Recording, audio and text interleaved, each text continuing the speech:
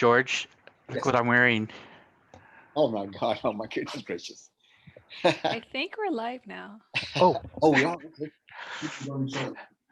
Are we live? If it's not already, it should be shortly. Oh, I see the YouTube live on top. Okay. I think we're live on YouTube, you guys. Now, Okay. Well, it went live. let's go ahead and get started then. Welcome, everybody. Welcome to our open session part of the meeting. And as always, we start with item number 3, general matters. And so we will start with item 3.01, which deals with the flag salute. So we're going to have a flag salute, and I will have Board Member Rudy Rodriguez lead us in the flag salute. Mr. Rodriguez. All right, if Go and everyone could stand up right please, now, everybody. if everyone could please stand. Ready, begin. I pledge allegiance to the flag of the United States of America and to the republic for which it stands, one nation, under God, indivisible, with liberty and justice for all. Thank you, Board Member Rodriguez. Very much appreciated. You're welcome. Okay, let's go on to item 3.02 to approve, disapprove additions to the agenda. If none, let's go on to item 3.03 to approve, disapprove order of the agenda. If none, let's go on to item 3.04, report of action taken in closed session. So at this time, we'll turn it over to the superintendent to tell us what happened in closed session. Superintendent. Yes, thank you. So it's my pleasure to announce the appointment of Andrew Anstead. Unanimously was approved by the board as our assistant principal for Sylvandale Middle School. So congratulations and welcome.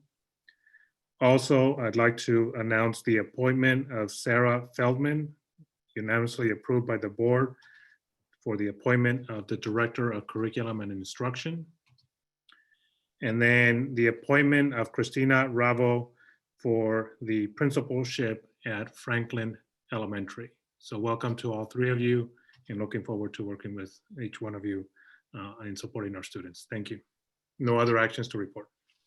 Thank you, Superintendent.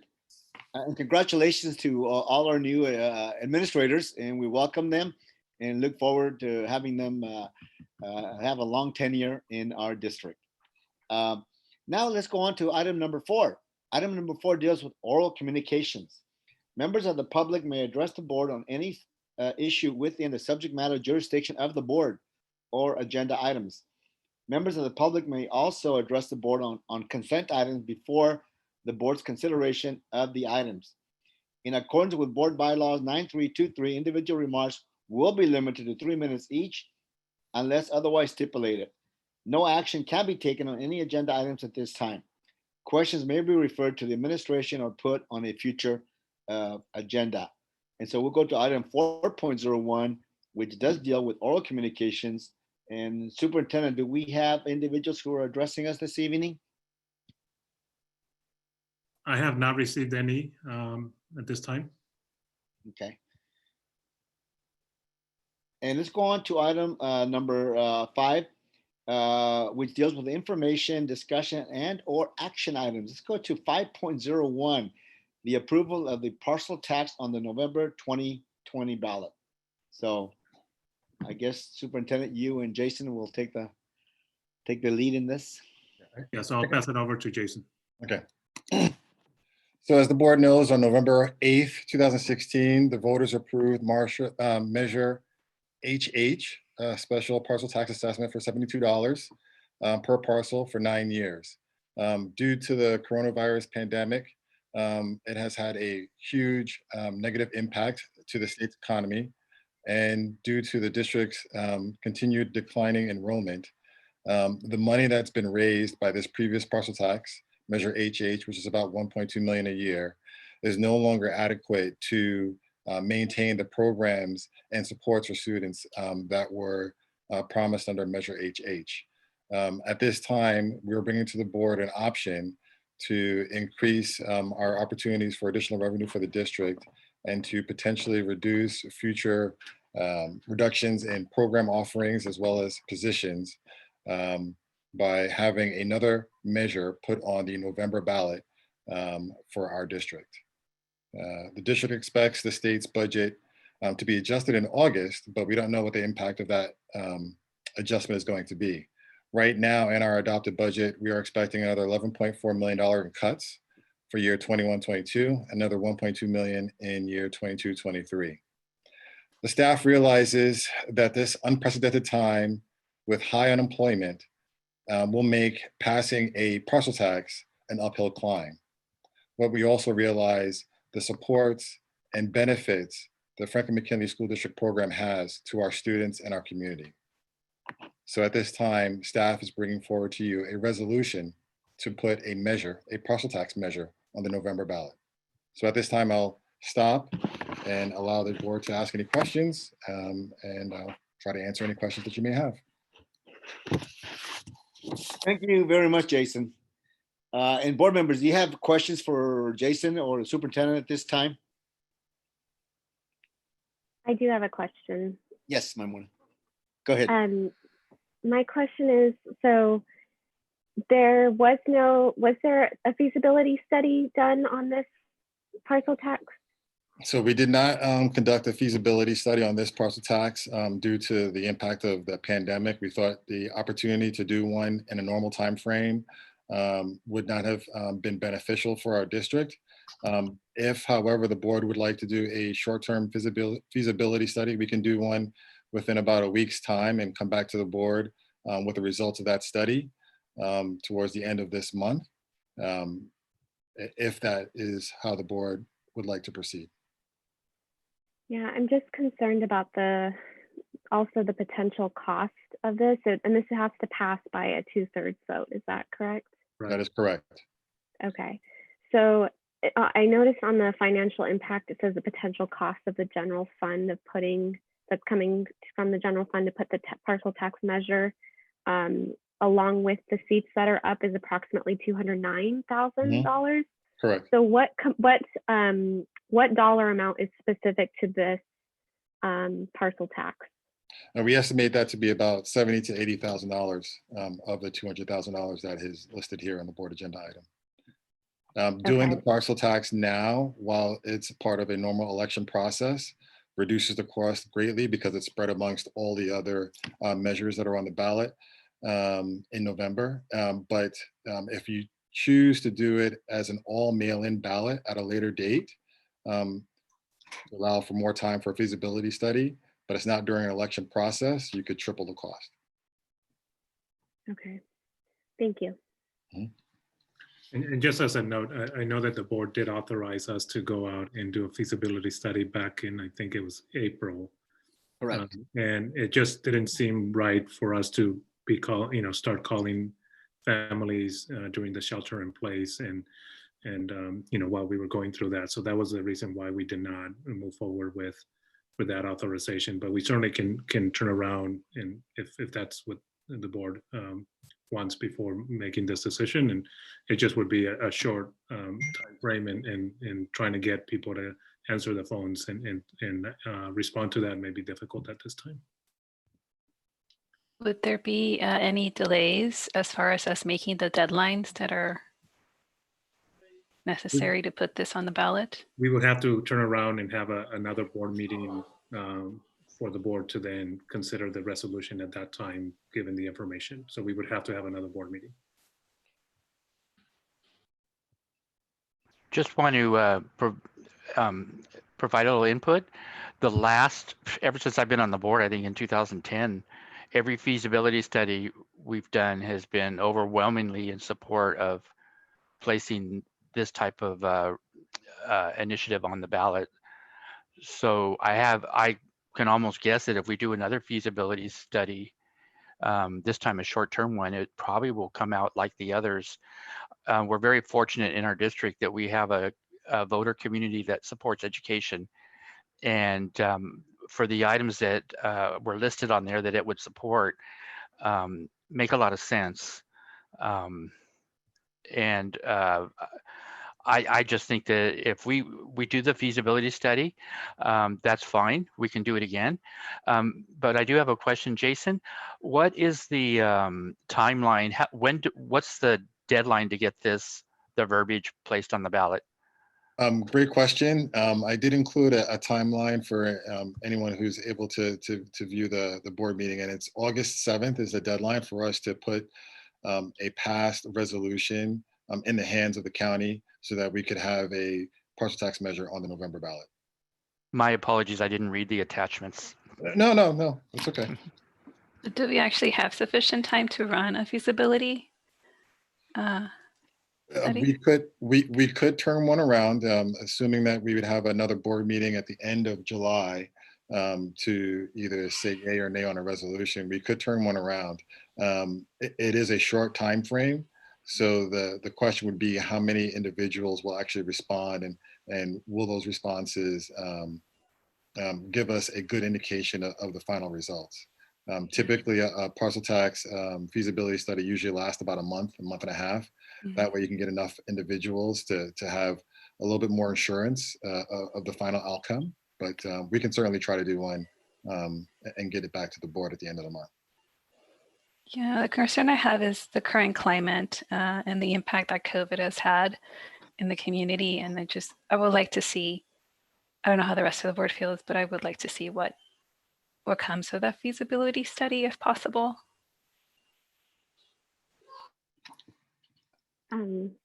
One other question, Jason, in terms of previous parcel tax that we had, do you know what the percentage, how well that passed last time?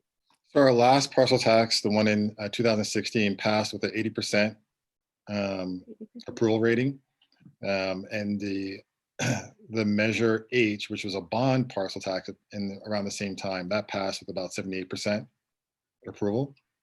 And our last measure R, passed with 66% approval.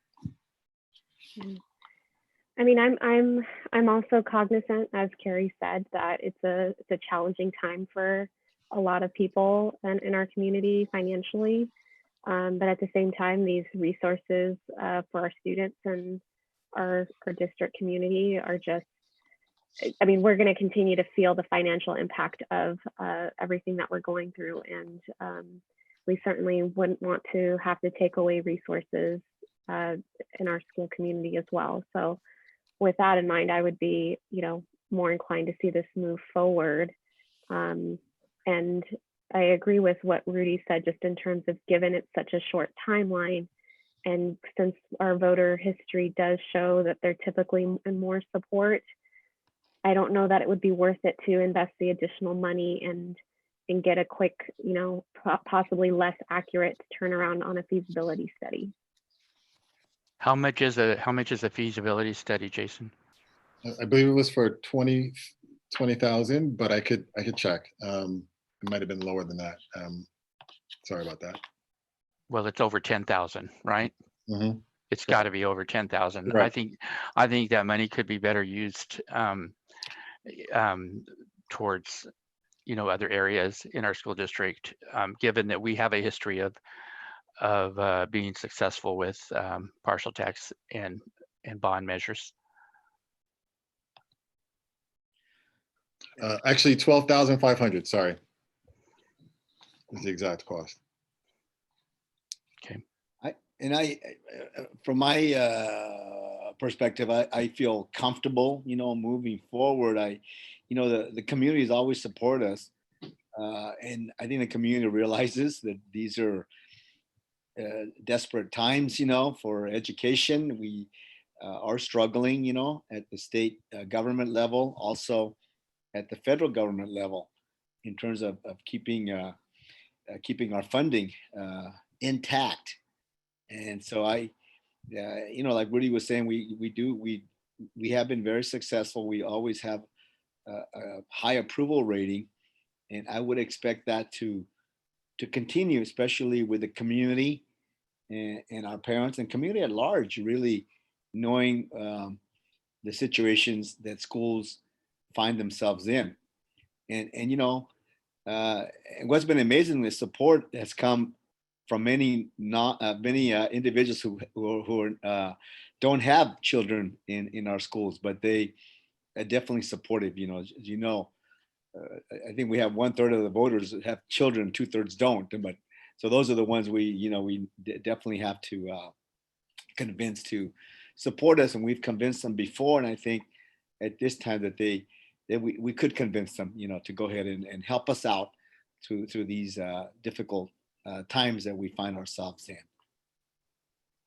Yeah, and on top of that, just seeing where we are in our financial stance right now, it's just cuts are scary to everyone, going from the board all the way down to our students. And as much as we know where we're at, we need to offset those negative balance that we have to make sure that our students have the best opportunity to learn in our school district.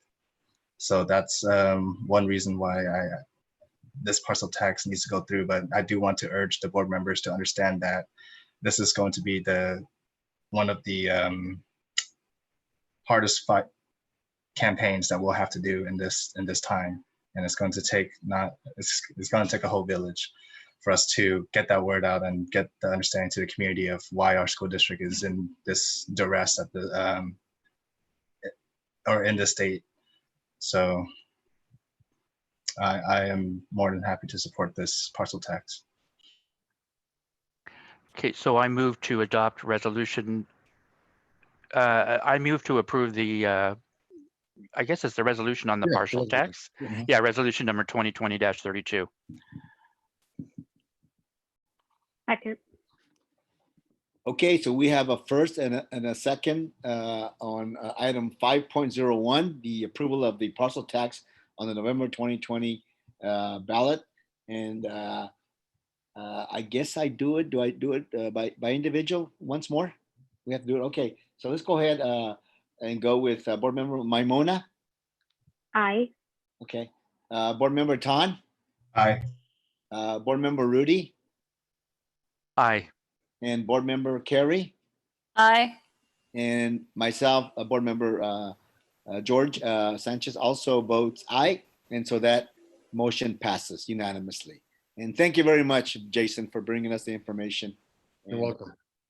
feeling us comfortable, making us comfortable to move forward. So I'm looking forward to, again, once more, the community helping us and voting for this. Thank you very much.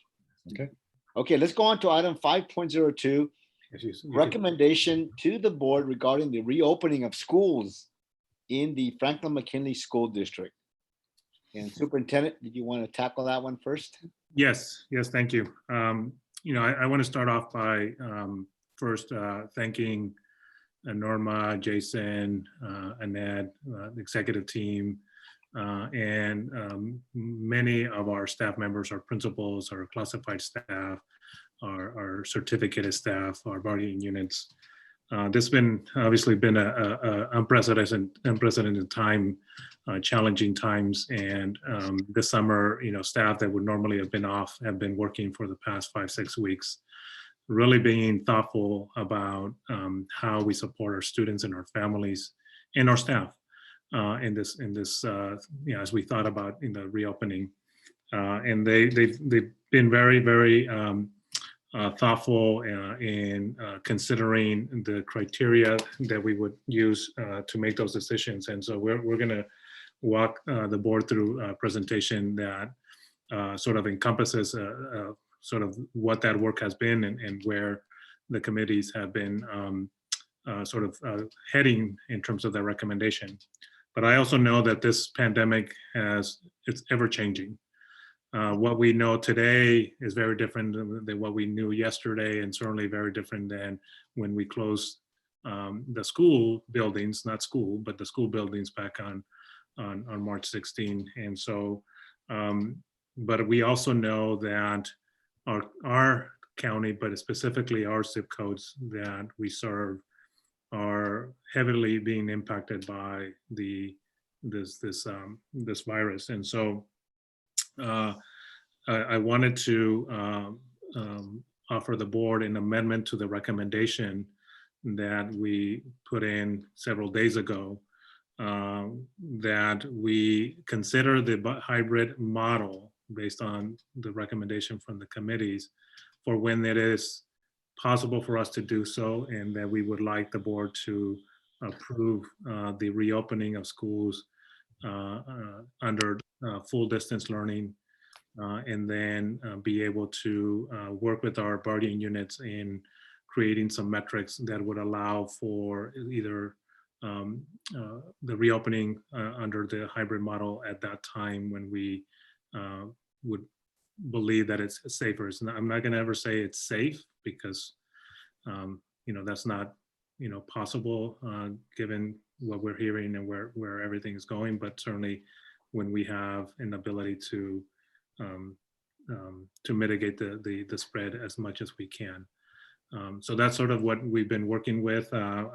So Juan, can I interrupt you because you're saying a lot, and I just want to make sure we get the point across. Okay. You're not recommending what's on the staff recommendation on the agenda. It's different now, right? That's correct. Okay. So can you just say, you don't have to say why, just say what is the amended recommendation, please? Sure. So the amended recommendation is for the board to approve the reopening of the 2020-21 school year in distance learning with the option of doing hybrid when that is possible.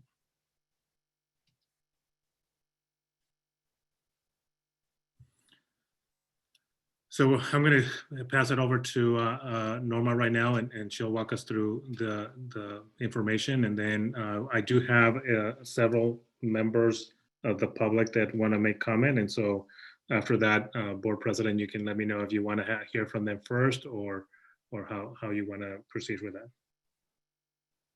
Let's go ahead and have Norma do her presentation, and then we'll have the comments after that. Thank you and good evening. This presentation was put together a week ago or so. So as Mr. Cruz said, things are changing all the time. Adaptive leadership and being an adaptive educator is just something that we've just learned to be better at every day. So today I present to you a little bit of background on the work that's been done in the last 5 or 6 weeks. So I don't know, Juan, are you moving? Yes. Okay. No, I'll just say next slide, please.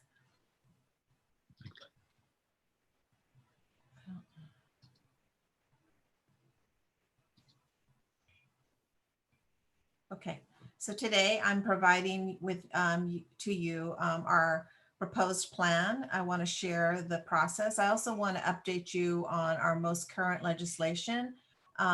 Every step of the way in our work, we were always updating each other on what was the latest news from the State Department, from the Health Department, but we also did a lot of research looking at other systems, talking to other districts in the county, talking to learning about how other districts were opening schools across the country and even throughout the world. So we also are here to ask for your feedback, to answer questions and to receive your guidance and direction. Next slide, please. So we began the process with looking at stakeholder feedback.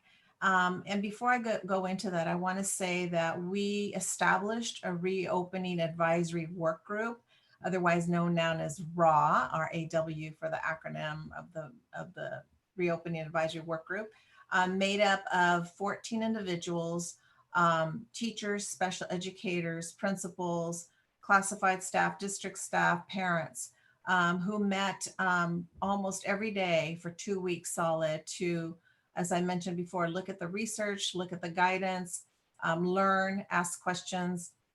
And then we looked at all the stakeholder surveys that were done before the end of the school year. We surveyed students.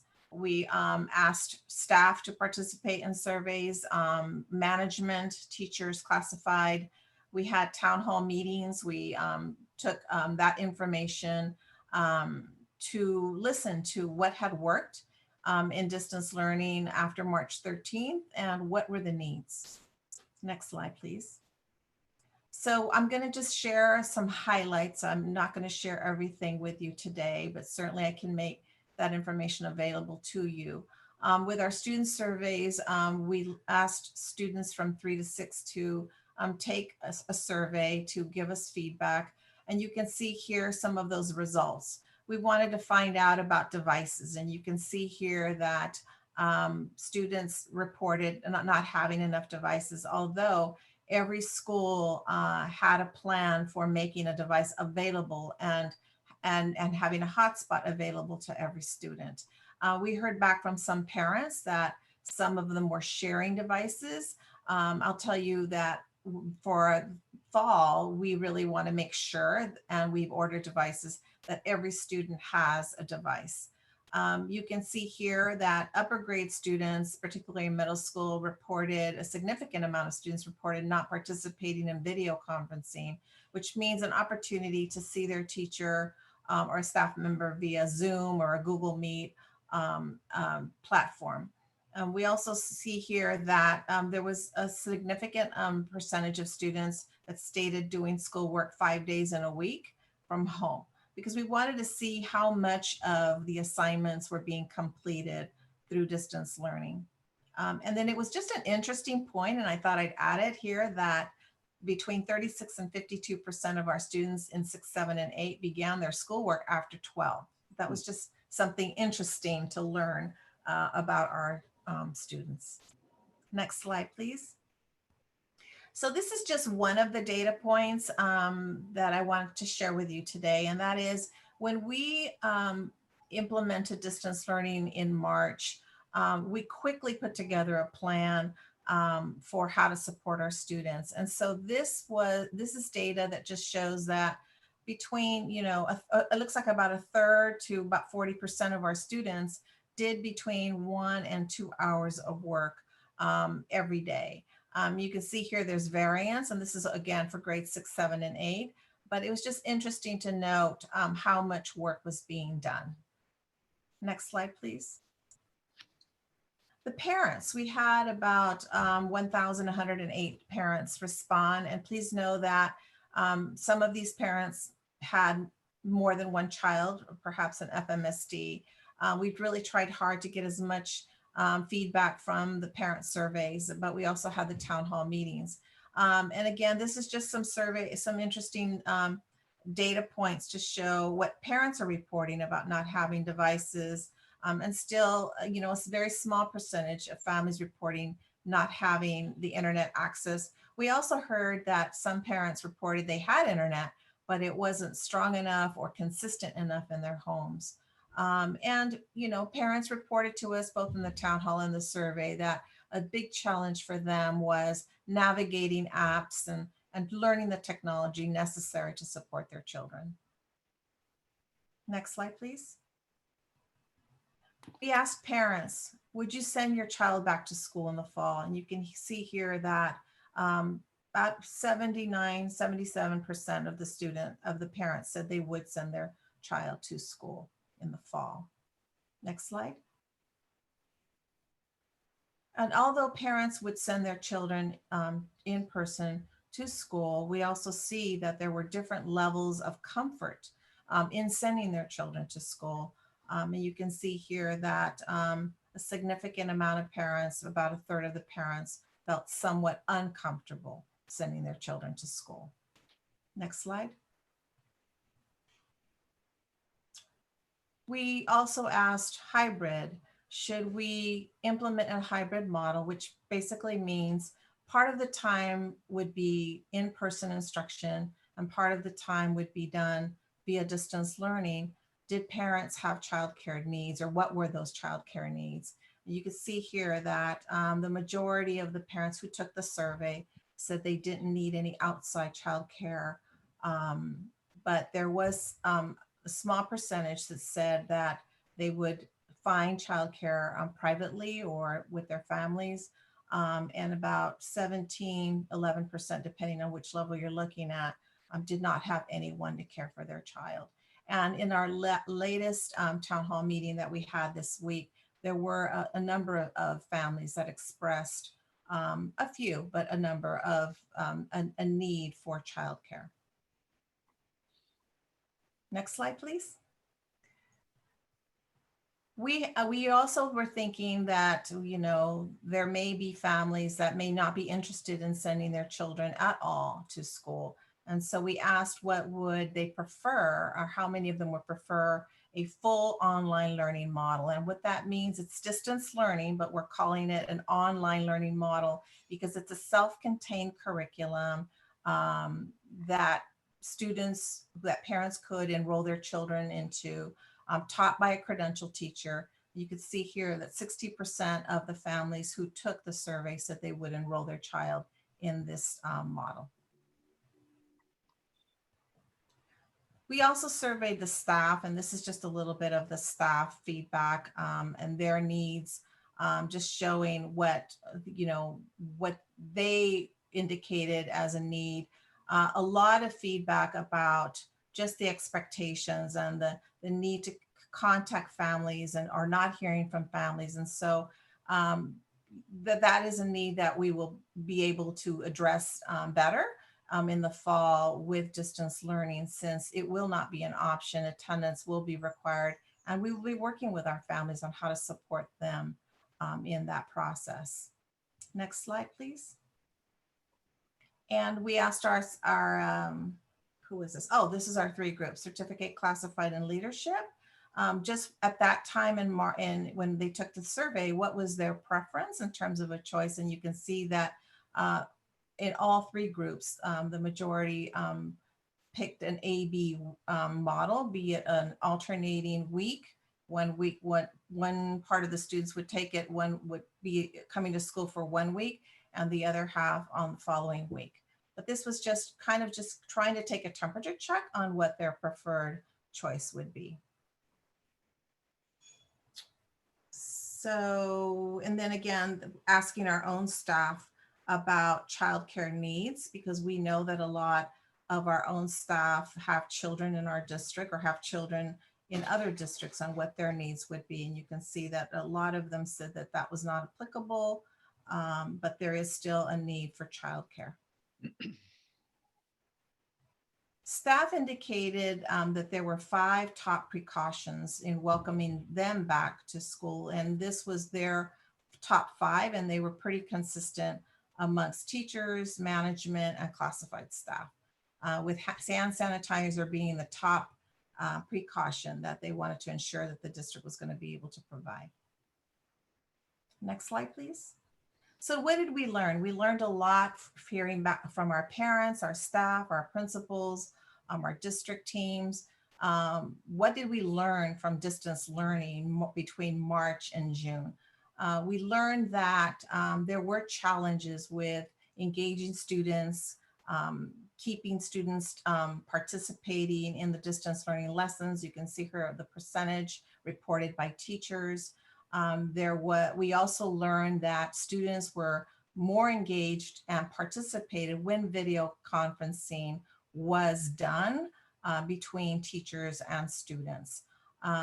We also learned that if we don't have an expectation of attendance or of grading, that there's less likelihood of students and families maybe feeling that this was something that they needed to do.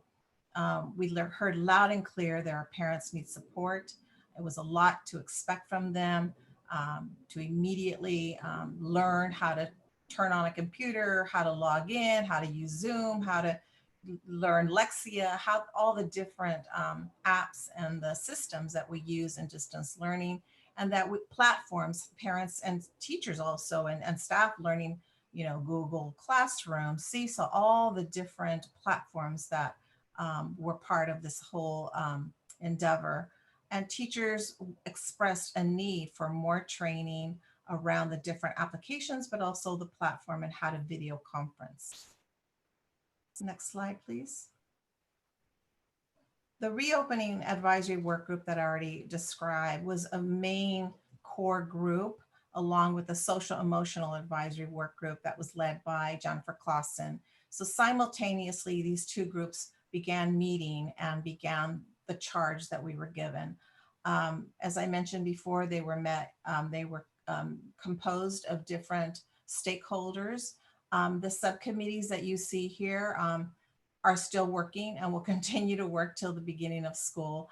The subcommittee's roles was to really get into the details of how we would implement whichever hybrid model we were recommending. Safety, health, and wellness dealt with protocols around physical distancing, disinfecting, processes for arriving at school, dismissal. The instructional program subcommittee, led by Principal Magdalena Moore, dealt with the curriculum, the design of the day, and special education dealt with, all the different services and related services that encompasses special education. As we began this work, seems like so long ago, but only a few weeks ago, we used these guiding principles that were given to us by the County Office of Education to guide our work. It's not enough just to get to the table and do the work, but what is it that we're really trying to achieve? And so we found these guiding principles very helpful in thinking about how we would approach our work, thinking about safety, number one. How do we make sure that all the needs of our diverse student population are being met? How do we make sure that we're talking about how to address the academic and the social emotional needs of our students? How do we make sure that we have the resources to make sure that we can implement everything that we need? How do we bring different voices into the conversation? And I have to just pause here and just say that it has been truly amazing for me, and I feel so grateful that we have such dedicated educators and parents, staff working together, meeting, volunteering their time this summer, brainstorming, solving problems, having conversation. It really has been an enriching experience for me to watch, observe, and be part of. So I really do feel that in the moment of crisis, people come together and they do what needs to be done. So I just wanted to let you know what an experience that has been as part of this process. Next slide. So these are the three big buckets that we were given by the county office to think about. So this kind of helped us to figure out how we were going to approach our work. Next slide, please. Next slide, please. And this is just an example of the different resources that we used to begin our work. One of the things that we learned, I'd have to share, is that mathematics is one of the subject areas that mostly needs to be done in person, that it's really challenging for students to learn math virtually. And so we kept that in mind as we constructed schedules and looked at resources and interventions for our students. So looking at what's already been researched around blended learning, around hybrid models was extremely helpful to us in the conversation. Next slide. And so I'm going to just skip the slide here because I think that just summarizes some of what we learned. This is very important. These were the 4 key considerations that the Reopening Advisory Committee used in looking at each hybrid model. We always asked ourselves 4 questions. 1, is this model promote safety? Does it allow for physical and social distancing? Does it allow for small groups? And as we know, the Department of Public Health has told us that keeping kids in the same cohort is priority in terms of reducing risk. Does it allow for staff to disinfect a school and a classroom and all the touch areas? Does it give them ample time? And do we have the resources to be able to do that well? Does the model address the well-being of students? We heard from our students and from our parents and staff that the lack of human connection, the social interaction was really missing in distance learning in many cases. So we felt that was important to look at in terms of looking at the models. Again, with academics, how are we going to mitigate learning loss? How are we going to help our students to catch up or to learn what they need to do, what they need to learn? And so we looked at the model as being able to provide some type of in-person instruction, knowing that that is the best way for students to learn is by a teacher and with their peers in a classroom. And then when we looked at the models, how does this, how does this help parents? What are some of the limitations for parents? Does this respond to the needs that they express to us in the town hall meetings and in the surveys? Next slide, please. So during the process of all the meetings and the discussions, we received new legislation that also helped us to guide our work. The State Department provided us a clear definition of distance learning and also gave us some requirements for implementing distance learning if that is what every district was going to implement. They also reduced the instructional minutes. We are still required to provide instruction to our students for 180 days, but they did reduce the instructional minutes per day. They also waived the physical education requirement. And interestingly enough, even though it is waived, our educators, our teachers, our principals are still looking at ways to provide students with the opportunity for fitness, exercise, and health. It was very clear to us that daily live interaction was going to be required to the degree possible during distance learning. So while in March to June, not every teacher did video conferencing with students, it will be an expectation for the future that there be some connection with the students and to provide some live interaction and live instruction. When we look, the AB 77 or the new legislation also said that we would require and offer in-person instruction to the extent possible. And that's the language that they use in the bill. We have a responsibility to keep track of those assignments, to regularly communicate with parents. And if we aren't able to get a hold of students or engage students, we are responsible for coming up with a tiered system, a re-engagement or an engagement process for connecting with students and families. Next slide. I'm not going to go over through all the models, but these are the different models that we looked at. Again, using those 4 considerations. Is it safe? Does it promote social emotional well-being and connection? Does it help students learn? How is this responsive to parents? So we use those 4 considerations, many discussions looking at different models, and we went through a process of eliminating them when they didn't meet those considerations. Next slide.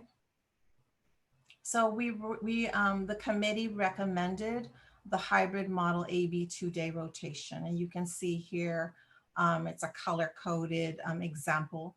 So basically classes would be divided up into 2 groups, a cohort A and a cohort B. Cohort A would be attending school in person to receive in-person instruction on Mondays and Wednesdays, while cohort B is in distance learning. Cohort B would attend school on Tuesdays and Thursdays, while cohort A is in distance learning. And Fridays would be a day when all of the students would be receiving distance learning, while teachers are planning, getting training, meeting, looking at data, and there would still be some time for them to connect with students, check in on them, look at their work, maybe do lessons. Friday wasn't clearly delineated. That was still something that we were discussing until recently. The next slide, this slide tells you why this hybrid model was selected. It allowed for small groups by dividing the group in half.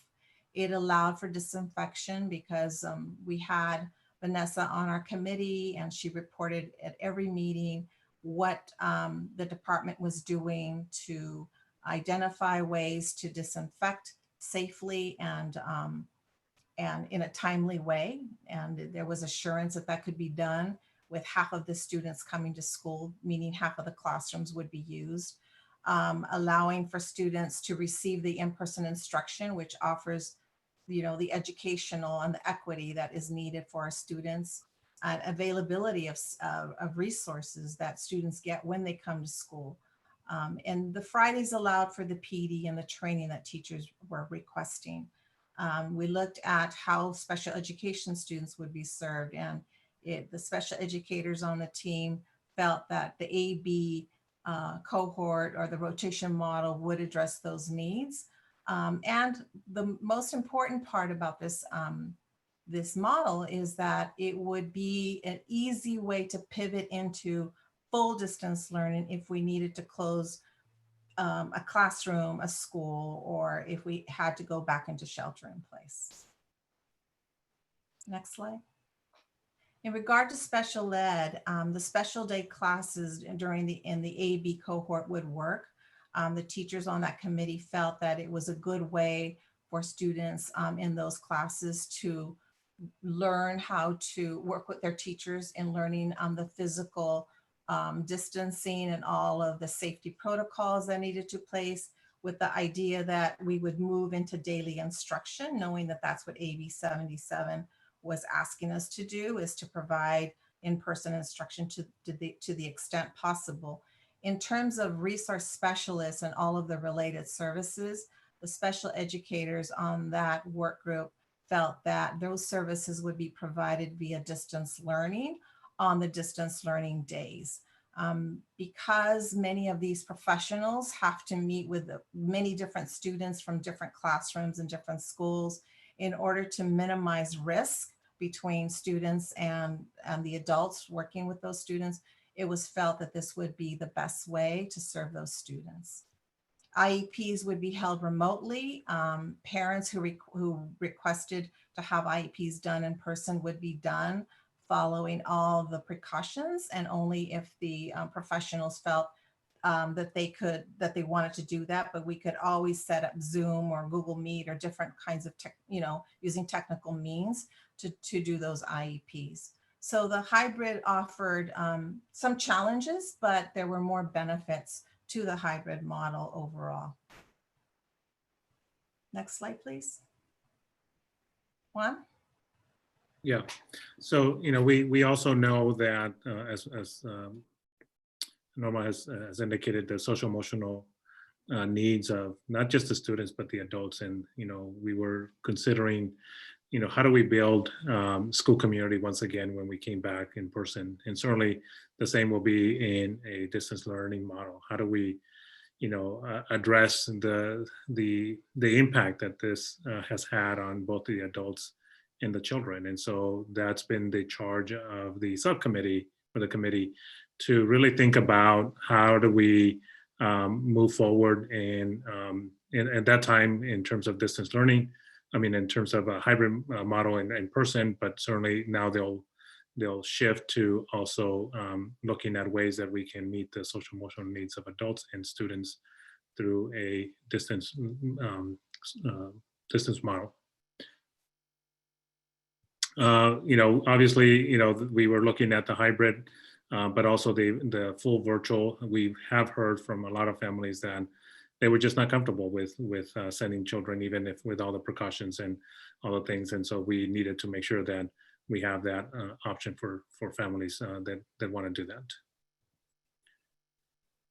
At this point, I'm going to ask, I think Gabriel is on here, and Jason. They were the ones spearheading all the work around the health and wellness and protocols that we're already implementing as part of just being open, but certainly in thinking about having students and staff coming back into our buildings. Yes, thank you, Juan. This is Gabriel Altamirano, the Director of Maintenance and Auxiliary Services. I had the opportunity to be on the Health and Wellness and Safety Committee. Here are some highlights from our recommendations moving forward. A lot of our recommendations are based on the requirements from the public health guidance. Face masks is the first topic, requiring them for all teachers and staff throughout the entire day. 7th and 8th grade, we're also requiring them to wear masks throughout the day, including while they're in class. For TK to 6th grade, we understand some of those grades may be a little more challenging for students to wear a mask all day. So we're strongly recommending that they wear a mask during the day and while in class as much as possible. Keeping in mind, if a student has any health concerns, we don't want to force them to wear a mask or make them feel frightened that if they take their mask off, they're going to get in trouble. So again, it's working with the students and the different grade levels to recommend they wear the mask as much as possible. Classroom setting, working with the AB model, the hybrid model, and the cohorts, it helps reduce our class sizes.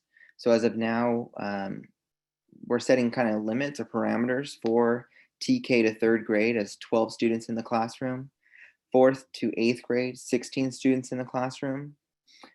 With this classroom setting, we'll obviously be removing as much touch points, excess furniture, extra tables, chairs, cabinets that we can, just to avoid those touch points for students, as well as to maximize social distancing within the classroom. Our TK and kinder classrooms are definitely our largest classrooms. So setting that 6-foot distance is easily acquired in those settings. However, as we move to the other grades, including 4th and 8th grade, it becomes challenging. So with 16 students in the classroom, we are still able to maintain about a 4 feet to 6 feet distance between student desks or student chair to chair. And so we've modeled that at different campuses right now, and we're also getting ready to set up a layout of what that looks like. Based off the recommendations, all teacher desks and paraeducator desks will have to be 6 feet from student desks. That has been a little challenging to meet, especially as the teacher may be presenting or using the projector and they have to sit in the middle of the classroom. So we're still trying to work around that. Again, that gap and that distance between student to student may decrease. As we go into the school year, or when we go with the hybrid model and we open up the schools, depending on the class sizes, if there's less than 12 that return to the classroom, then we can certainly remove that extra furniture and increase the social distancing between students. Again, I want to thank all the principals and the staff at all the sites. I've been communicating with them, and they've been very responsive and helpful in surveying their campuses, as well as identifying a quarantine room. So each campus has a quarantine room that will be designated just for students who have some symptoms or some concerns of COVID-19 symptoms. There they can be sent to and monitored and wait until a family member or guardian is able to pick them up and take them home for the day. Next slide, please. So with health and wellness, we're not only concerned about our student safety, but as well as our teacher, faculty, staff safety. And so this idea started floating around our group in regards to a green pass health screening. So along with all the required and recommended signage throughout the school, we are wanting to try issuing a green pass, so to say, for students to kind of show that I performed my daily self-screening. I have my green pass and I'm ready for my day. So we have different opportunities to have an online or a mobile app that can help with this process. So we're kind of exploring that option as well. Parents will show their iPhone to a staff member at drop-off and show them, yes, I've completed my self-screening for my child. And then they can be issued a green pass, whether it's a green slip, a star on a green postcard or something like that. We're still working out the details. But again, this is so every student who walks onto campus and walks into classroom can show their teacher that I've been screened, I've said no to all the self-screening requirements, and I'm ready for my day. So with that, that's where we're at right now. There's still a lot more details to work out, especially with the hybrid model. And so we'll continue to fine tune all the details. Thank you. Hello. So on the area of school district operations, I think a lot of these areas have been covered already through the presentation, but I just wanted to provide a list of areas that we're focusing on to actualize the final plans for hybrid model. Obviously, we're going to be evaluating and monitoring all school sites and district service center and buses to maintain healthy environments. We're going to be implementing hygiene strategies that are based on CDC and Santa Clara County Public Health guidance. We're also going to be looking at finalizing our daily cleaning routine to make sure that we provide the safest possible environment for our students and our staff. Also ensuring that we provide meals to all of our students. As you can imagine, we're going to be going into the full distance learning model at the start of the year. So we'll continue to do the grab and go model if that's the direction that the board so chooses for the start of the school year. But we're going to make sure that all of our students meet or receive the nutritional meals that we can provide to them. Next slide. This slide provides additional areas of focus. The main thing here is making sure that we can meet all the fiscal requirements from the county standpoint of remaining fiscally solvent, as well as meet all the fiscal costs for all these plans. So we're still working out the final plans for the school year, so we don't have final numbers on that. But it is going to be a very, very expensive proposition to make sure that we have a safe as possible environment for our staff and our students. But thankfully, the federal government and the state have provided financial assistance for school districts to meet this goal with the ESSER funds, the GEAR funds, the learning loss mitigation funds.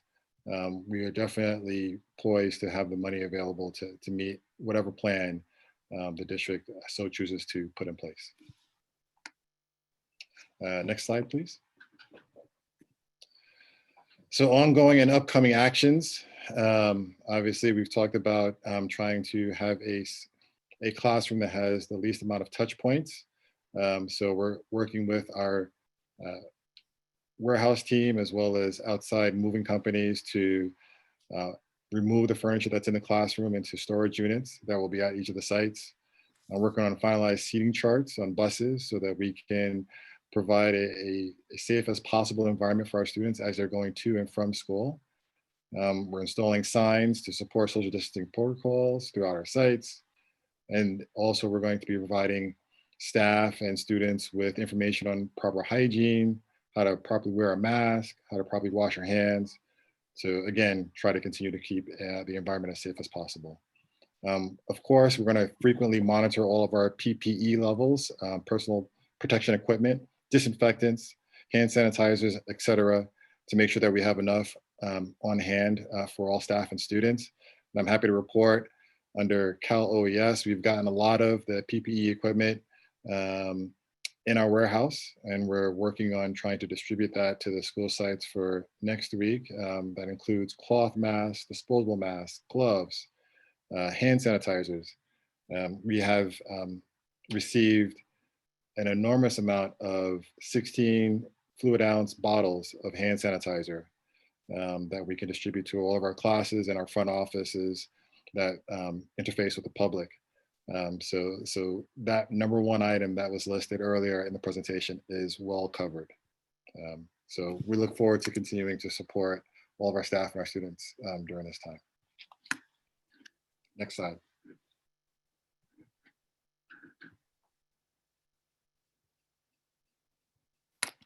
We will continue to engage with our community. Today we had a town hall meeting for staff, and earlier in the week we had that with our parents, and we'll continue to do that all the way through the start of school and into when we start school, to continue to make sure that we are being responsive to our stakeholders.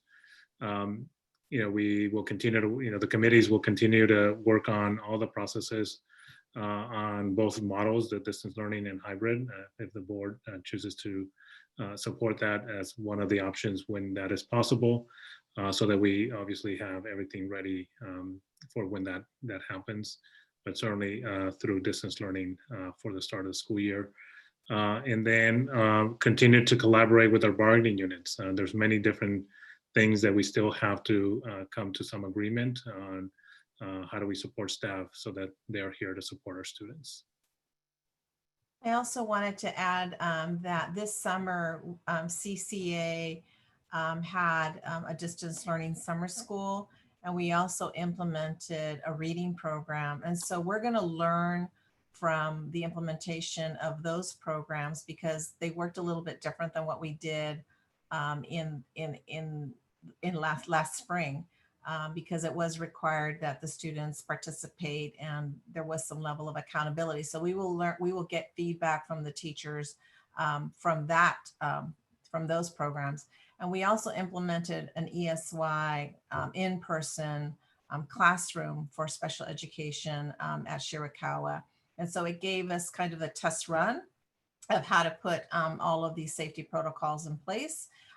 We had a teacher who was willing to do that, and we have, I think, 3 or 4 students, and we know that it's just a very, very small number, but we wanted to go through with it just to see what it would take to implement and what we can learn from it for the future.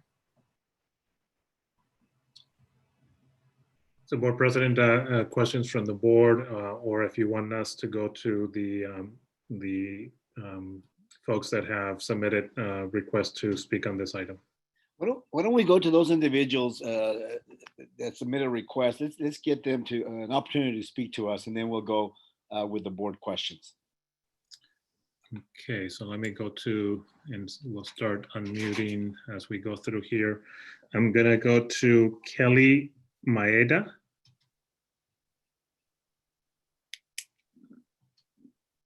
Oh, hi. Hi, Kelly, welcome. Hi. I guess I had a question. It was more on, I think it was going to be what types of supports would be available for families. I feel like I was trying to plan and teach and try to figure out all these activities, and then it was really hard to also check in on the families and make sure like all of their needs were met, even though like the SLS place things were there. It was just like I was constantly either calling, emailing, sending text messages, and yeah, so when like things weren't happening, I guess now it's a little bit different because the message for the parents will be that, you know, the work is mandatory. But have we thought about what type of supports would be made so that, you know, parents can feel successful too when they're trying to help their children?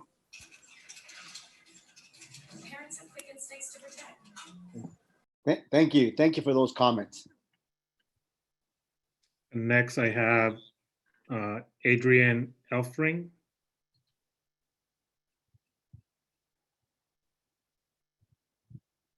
Yes, hi. Hello, welcome. Thank you. I've just prepared a short paragraph of sorts, just about my feelings about the possible reopening and my experiences as an ESY teacher for online learning. So as a special education teacher, I am driven by data. An educator that truly wants to improve their students' abilities and skills should always be looking at data and using it to inform practices and how best to serve the child. If the student scores poorly on a reading assessment, you look at what they missed, the specific skills they're lacking. You then tailor your future lessons to improve those areas of deficit. Amidst a global pandemic, you cannot deny the data. People around the world are getting sick and some are dying. There is evidence everywhere. Cases are only increasing. We have not even hit a plateau yet. We do not even yet know the long-term effects on one's health if they recover from the virus. My sister, a high school drama teacher in Chicago, contracted the virus simply from shopping at her local grocery store, wearing both masks and disposable gloves. She's a healthy and active 34-year-old woman with a family, no underlying or pre-existing conditions, and she was incapacitated for almost a month. She sent me pictures from an ER visit, and there was nothing I could do. I couldn't fly to my family. I didn't know if she would be all right. I didn't know if my sister, my best friend, was going to die or not. Thankfully, she did recover, but now lives with decreased lung capacity and will have to see a lung specialist eventually. So why on earth, when we know the data, would we risk subjecting our students, their families, and staff to an experience like this? How can we knowingly endanger children and their families? We know cases of COVID are only increasing in California, and we must do right by them. If I ever were responsible for unknowingly passing on the virus to a student or their family member, and they became sick or died, I don't know how I could live with myself. So now we need to address the deficits or what's missing and use what we know to improve skills. So I'm currently teaching ESY for special education students grades 1st through 2nd for FMSD. It's completely online with several virtual components, such as a 2-hour Zoom meeting covering IEP goal work, math and ELA lessons, access to math and language arts apps for independent work, social emotional learning opportunities, and science experiments. With the guidance from Lindsay Granger and Shelley Pardo, our wonderful program specialists, the other teachers and I have been able to create engaging, rich, and structured lesson plans. And I'm actually very surprised by the success of this summer session. And it has really given me confidence in my teaching abilities and my abilities to connect and build strong relationships with my students and their families. And if any of you would like to see for yourself, I welcome you to drop in on one of our Zoom sessions. We go through the 31st of July. I really believe it's possible to create rich, challenging, fun, and supportive learning environments virtually, and I am ready to rise to the occasion. I implore you to choose full distance learning for the fall school year. The risks of an in-person meeting far outweigh the benefits. Let's keep our students, our families, and educators safe and alive. I am 36 and I've got a lot more life to live. Thank you so much for listening. Thank you. Thank you very much. So next I have Christine Salazar.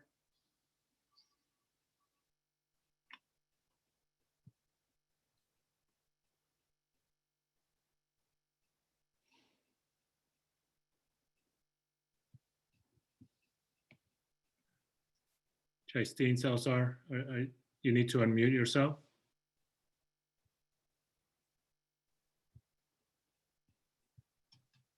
Okay, we're going to move on to the next person then. Edgar Quiroz Medrano. Hi, I'm Edgar Quiroz Medrano. First of all, I want to thank Maimona for your response to my email on Monday. It was greatly appreciated. Your words were very heartfelt, and I felt like I was truly listened to you. And Annette, thank you very much for also responding to the same email. I really do appreciate the quick response. I'm just gonna give my thoughts on where we are right now. So my name is Edgar Quiroz Medrano, and I am entering my 3rd year as a teacher at Dahl Elementary. Being an educator has been the best job I've ever had. The smiles, the excitement, the growth my students have made always makes me appreciate the career I have chosen. Talking to my parents and building relationships have been the icing on the cake. Simply put, I love what I do. My students and families make it worth it, but recently I've run into a series of fears. I'm scared for my students, their families, my community, and above all else, I'm scared for myself. Currently, I am not in the best shape of my life, but I am making progress, exercising, eating well, and taking my vitamins. Sadly, despite this progress, I'm still considered obese, and thus COVID-19 would have affect me differently. The possibility of a COVID complication is double for those in the obesity category. The possibilities that there might be an obituary with my name or that of another teacher disheartens me. I want to be there for my students long after they leave our classroom, but if I run the risk of catching COVID, that may not happen. Our county has not made a 14-day decline in new cases. We currently stand at 6,725 cases, an increase of 427 cases since I emailed the board on July 13th. COVID has affected our Latinx and Asian communities the hardest. These are the 2 biggest communities we serve in the Franklin-McKinley School District. Are we willing to risk our communities with in-person teaching? The increases in cases do not offer confidence in any physical reopening plan. Our best option as of today should be a total distance learning platform. We work in this district because we love our families and communities. We want to see them do more than just survive. We want to see them thrive. I also understand that the needs of our communities are significant. significant. This is why time is of the essence, and we only have a few more weeks before the 2021 school year starts. During this time, we must stop looking at the physical reopening of schools and focus our energy on how to best support our students, families, and communities. We should be using this time to prepare all FMSD staff to meet the current needs of our students and families. The current pandemic calls us to be innovative, and we must. In short, I implore you to look at a full distance learning option for the 2021 school year until it is safe to return to in-person teaching. We cannot risk the lives of teachers. We are not martyrs. We cannot risk the lives of our students. Their lives are too precious to risk. We cannot risk the lives of our community members. They are too cherished to lose. Sending teachers into a classroom with students is nothing short of carelessness. While the leadership at the federal level has been lacking, we must look towards our local leaders to guide us during this pandemic. You are those local leaders. I've written out my fears, and I hope now that they fall on ears that are listening. I hope that you, our board, reach the same agreement with the executive cabinet and FMEA reached, full distance learning. I hope you make the choice that values our safety while supporting our students. I don't want to die at 31. Thank you. Thank you, Edgar, for those words. Juan, who's next? Jocelyn Terrio.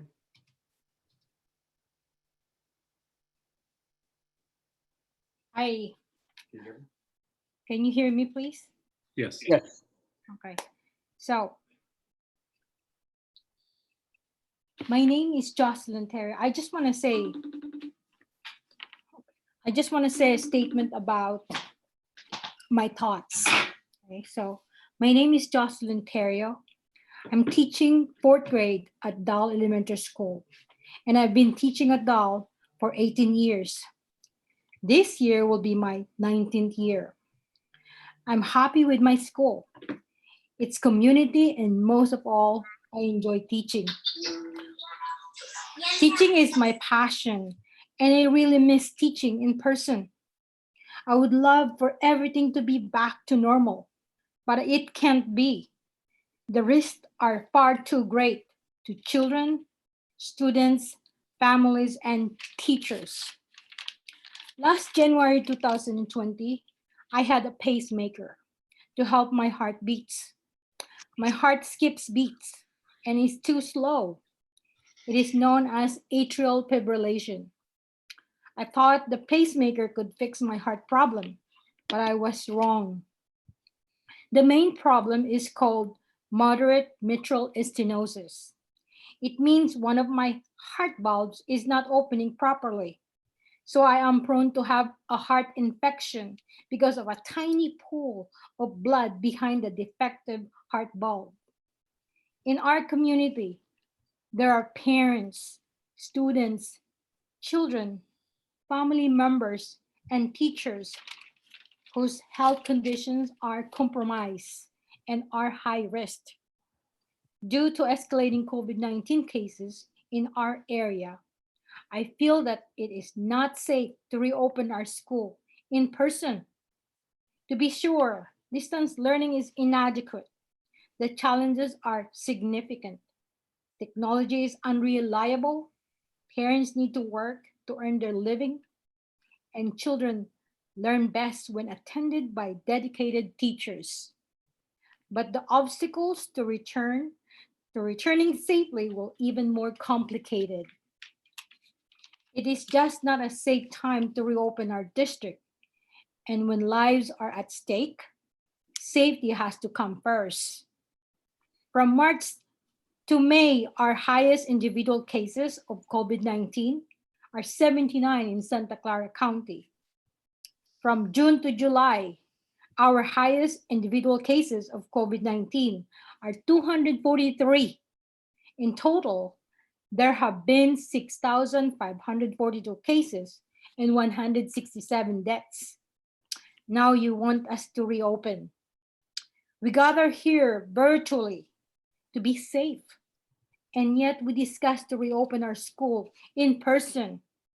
What is the irony of this?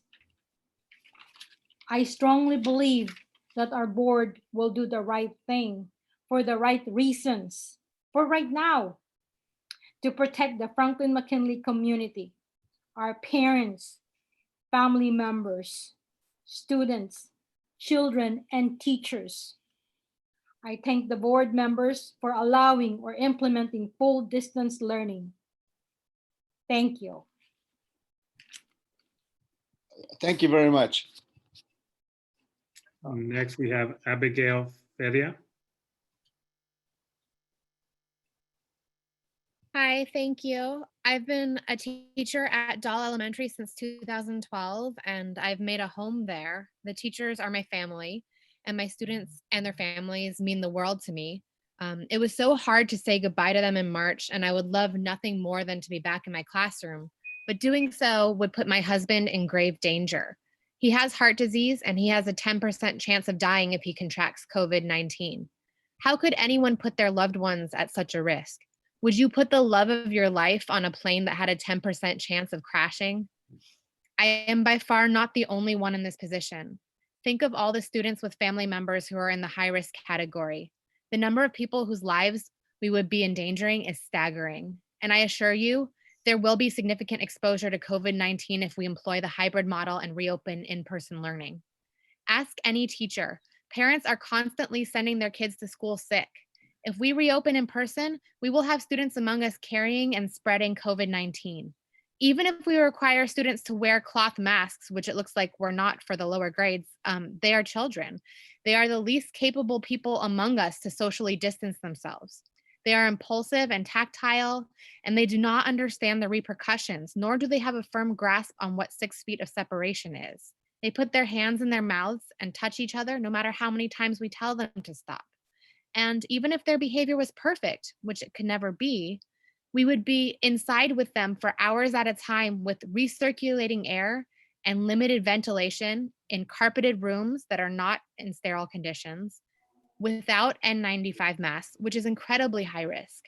We do not have adequate monitoring, testing, contact tracing, personal protective equipment, sanitation, physical space, or guaranteed compliance from our students and their families.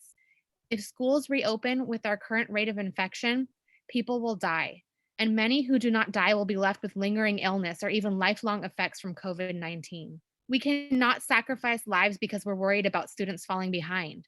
Check the news to hear about places like Israel that reopened schools and went from fewer than 50 cases a day to 1,500 cases a day.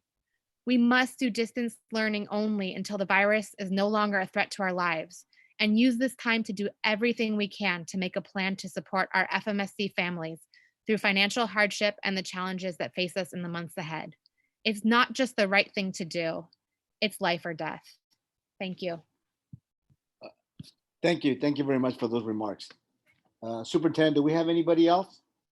I do not have, the only other person I have on here is Scott Schulemson, but he just texted me that his power went off in his neighborhood, and so he lost connection with us. I believe he had submitted his comments to Sandy, and so I'm just asking her to send them to Norma so that we can go ahead. We'll look for them and we'll see. We'll read them at that time when we get them, Board President. If you want, we can take questions from the board at this point. Yeah, let's go ahead and do that. And thank you for all the comments that were made. And thank you for all the correspondence that was sent to the board by the parents, the staff, of course, you know. So we did get those, and I want to acknowledge that we did receive those and read them, and let you know that the comments are very well taken by the board. Let me go around to the different board members. Rudy, did you have a question? Rudy, did you want to go ahead and start? Yeah, a question and a few comments. Sure. I did submit some questions to earlier. Yes. And some of them were answered, but some of them were not answered. And since the staff recommendation has changed to going 100% distance learning in the fall, then they're probably not relevant anymore at this time. But we can certainly bring those questions back up when the time comes. because I did notice that the survey was outdated, and it was before we had the spike in the number of cases in the recent 2 weeks. So I do want to mention and thank the advisory work groups, the work that they did on this. They were using what they had at the time, and that is why we changed the staff changed the recommendation. I would not have supported any hybrid model at this time, based on what has occurred in the last month or last couple of weeks. I would have only supported distance learning, and I would not have even considered a hybrid model. If there's even one teacher that does that, or teacher or even students that fear going into the classroom for their own safety, health safety, then that is important, even if it's one person. So I don't even want to. I would not even consider supporting any type of motion that includes the hybrid model. The only motion I would support is one that would include opening our schools in the fall semester with full distance learning. All right, and I know the rest of the board wants to ask some questions, but really the hybrid model questions are probably irrelevant now because we're going to reconsider them later on, maybe in the January of 2021. I mean, that's what I'm thinking. Thank you, George. Thank you, Board Member Rodriguez. Board Member Rodriguez, you had indicated that you wanted those questions entered to the record. Do you still want that, or? Well, because the presentation was submitted and still presented during our board meeting, yeah, yes, and I would like the work group to, whatever work group is active when the time comes to consider a hybrid model, to look at those questions, because there are a lot of questions on there that deal with cost, deal with additional staff that's going to be needed, and so forth. And Jason and Gabriel touched on that a little bit during their portion of the presentation. So I would like those questions to remain with the work group. Yeah, Thank you. I guess let me just be clear. You had asked for them to be submitted as part of the record. You're just asking for me to send them to the committee, and is that correct? No, included in the minutes, because the presentation was already presented, even though probably half of the slides were irrelevant since the recommendation from staff was different. Okay, I just want to make sure. Thank you. All right, thank you, Rudy. Carrie, did you have some comments?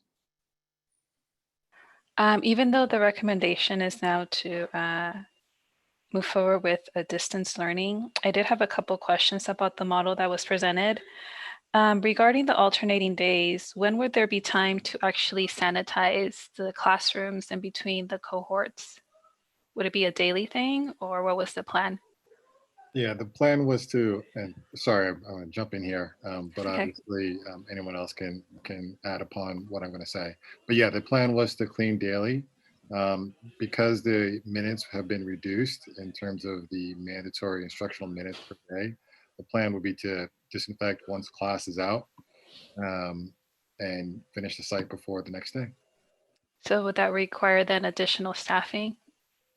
We were going to provide additional custodians at the start of the school year and reassess how that goes to see if we need that additional staffing for the remainder of the year. We were thinking between 1 or 2 people per site in addition to what we currently have. What would be the financial impact of that So it ballpark depends on figure? how, well, it depends on how long they're part of the staff. Okay. Because we don't need them for the entire year. We're looking at maybe a couple of weeks to start off the year. That would have been a minimal cost. It all depends on whether they would need to remain as part of the team going forward. The other question I had was, there wasn't really mention of social emotional learning in the presentation that was given. How is that going to be addressed? So there is a committee that is working on establishing the foundational SEL. So they made a recommendation to Cabinet that we adopt CASEL's SEL framework Castle just also released a roadmap for reopening that is grounded in the competencies of Castle, which is one of the premier experts out there in terms of SEL. The committee is also looking at what is something that is going to be recommended for us to adopt district-wide, so that we are ensuring that there's an expectation that social emotional learning is part of our reopening. Obviously, now they're going to shift to what that looks like in a distance learning model versus an in-person model. Okay. The other question I had was regarding the screening process. I know that was touched upon in one of the slides, but it didn't seem like a very solid plan. So going forward, now that the recommendation is distance learning, will the district still continue to develop a more solid plan for when we're ready to do a hybrid model? So all of this was obviously, we wanted to get guidance from the board in terms of, prior to making the decision to go to distance learning, is if we were going to move in that direction, to come up with much more detailed plans. And so we needed to get that first, green light from the board before we actually spent a lot of time and effort in developing those plans. And so we will continue to obviously do those, come up with those plans, because we are also still going to have staff and the public coming into our building. So those are still things that we will continue to develop. Okay. And the last thing is just a comment. I'm glad that you guys changed your recommendations. I would like to see this extended all the way to the end of the year, if possible, depending on how circumstances go, before we even consider a hybrid model and moving forward with on-site learning. So those were all my questions and comments. Thank you, Carrie. Ton?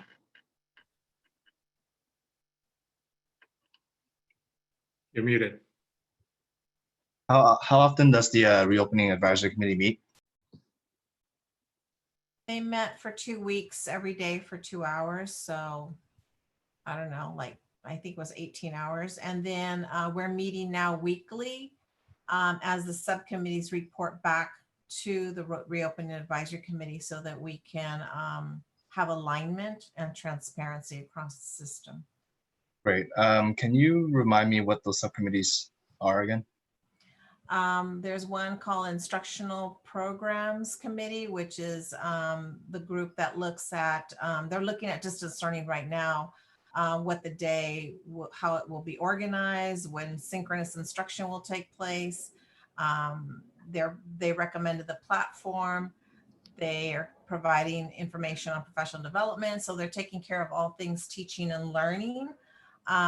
We have another subcommittee on safety that Gabriel's a part of, with Yvonne, one of our principals, and some classified members who are looking at all those protocols. All the detail that Carrie that you were asking about is what they've been working on, is specifics. A parent engagement committee is working on how we're going to support parents, what kinds of training or videos we need to have to help parents to feel more comfortable and be more confident, how to support their children with learning at home. Let's see, I'm thinking off the top of my head. I know it was in the PowerPoint. Safety, parents, middle schools, the middle school principals and some teachers met to talk about the middle school design of the hybrid, but they're also now looking, or they were before, but they're looking at distance learning and how that would be organized, and the curricular needs and the PD needs. I think that's it. Is there a centralized committee that focuses on distance learning now that it could be potentially a path that we're going to take? So all of those committees will look at distance learning now, so they will use that lens in the work. So for example, the safety committee, we've had teachers already request if they can come on the campuses and actually teach from their classrooms. So then we'll still have to look at that.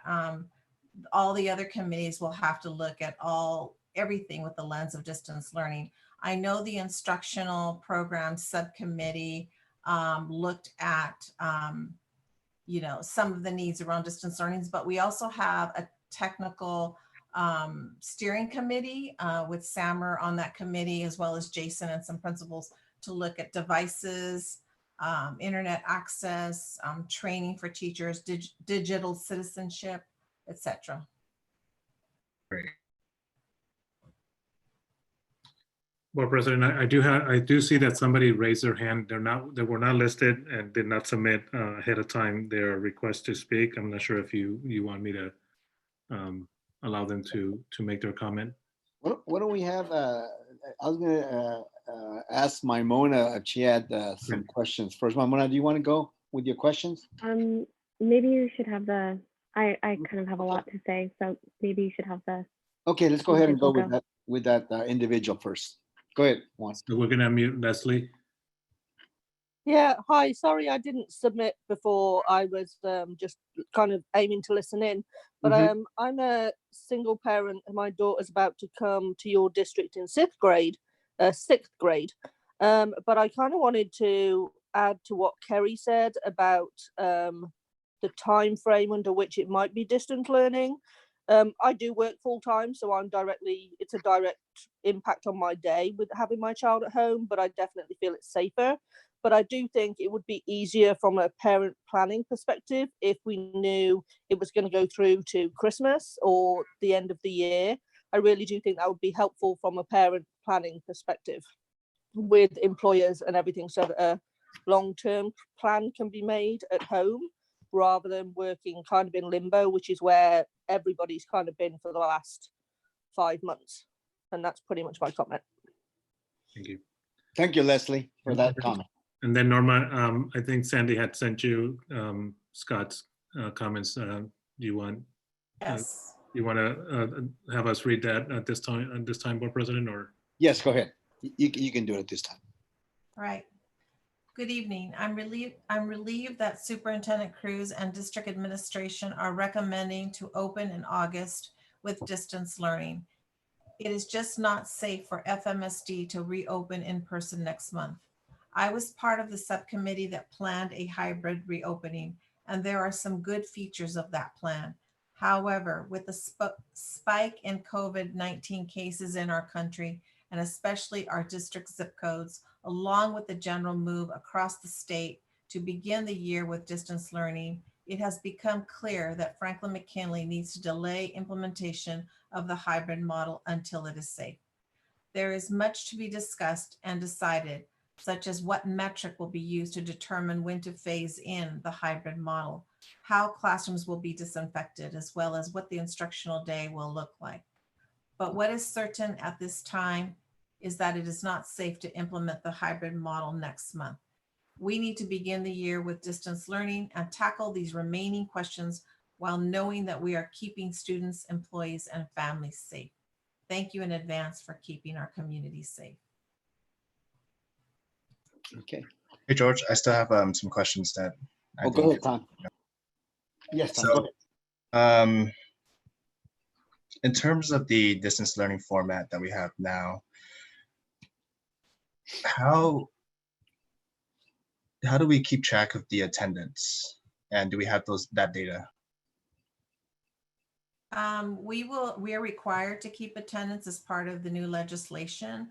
One of the recommendations is that to look at the completion of assignments and the participation of the students in distance learning, be it asynchronous, a lesson, but looking at the completion of assignments.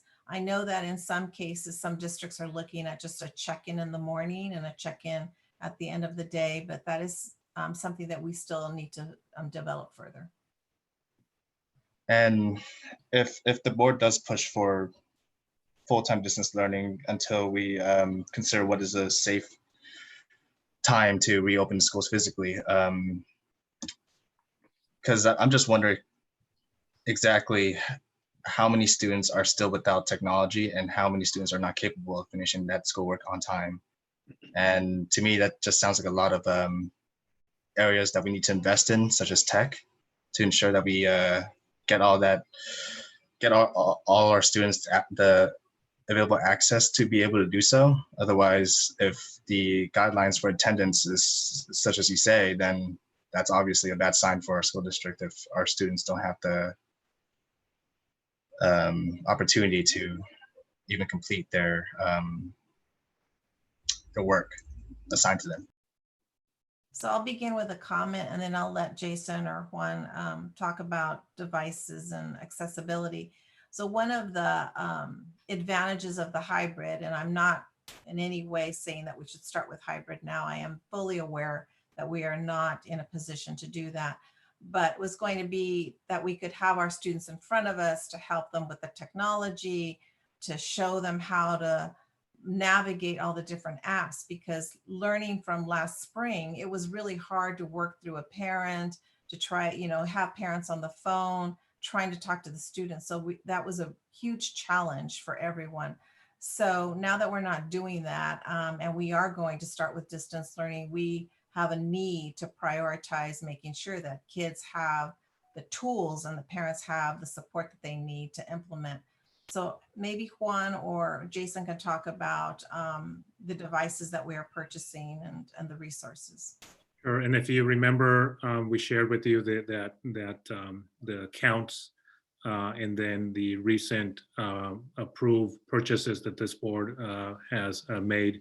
We do believe, we do have enough devices for one-to-one deployment for the fall.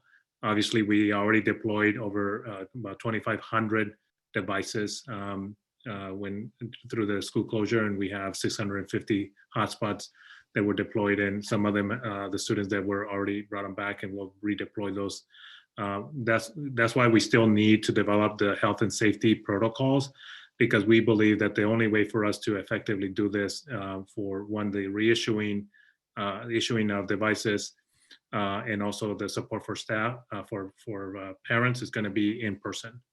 So we're going to have to look at the way that we do this so that we eliminate as many barriers from access for our students.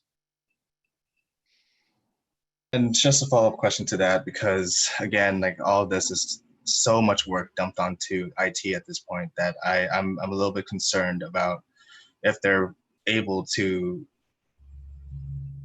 handle this over the next possible 6 months or even more. I mean, we can certainly get back to you in terms of what the plan is. I mean, we already have a lot of devices out there, and certainly the new devices are being, as they're being delivered, they're being set up for that. A lot of the work on the distribution and all that actually falls on the site staff. Not to say that that's not IT supported, for sure, because we're looking at ways to streamline the applications that get loaded onto the devices, so as to minimize the individualized. We were in the spring, we were individualizing the loading of the apps per school, per what they were doing at that school. So what I heard today was that the plan is to load all them to all the devices, and then this way there's no risk that one of them is not there for a particular school or a particular grade. So we will be working with Samer and his team to make sure that we have the workforce and the support for that as well. Yeah, I'd like to add to that too.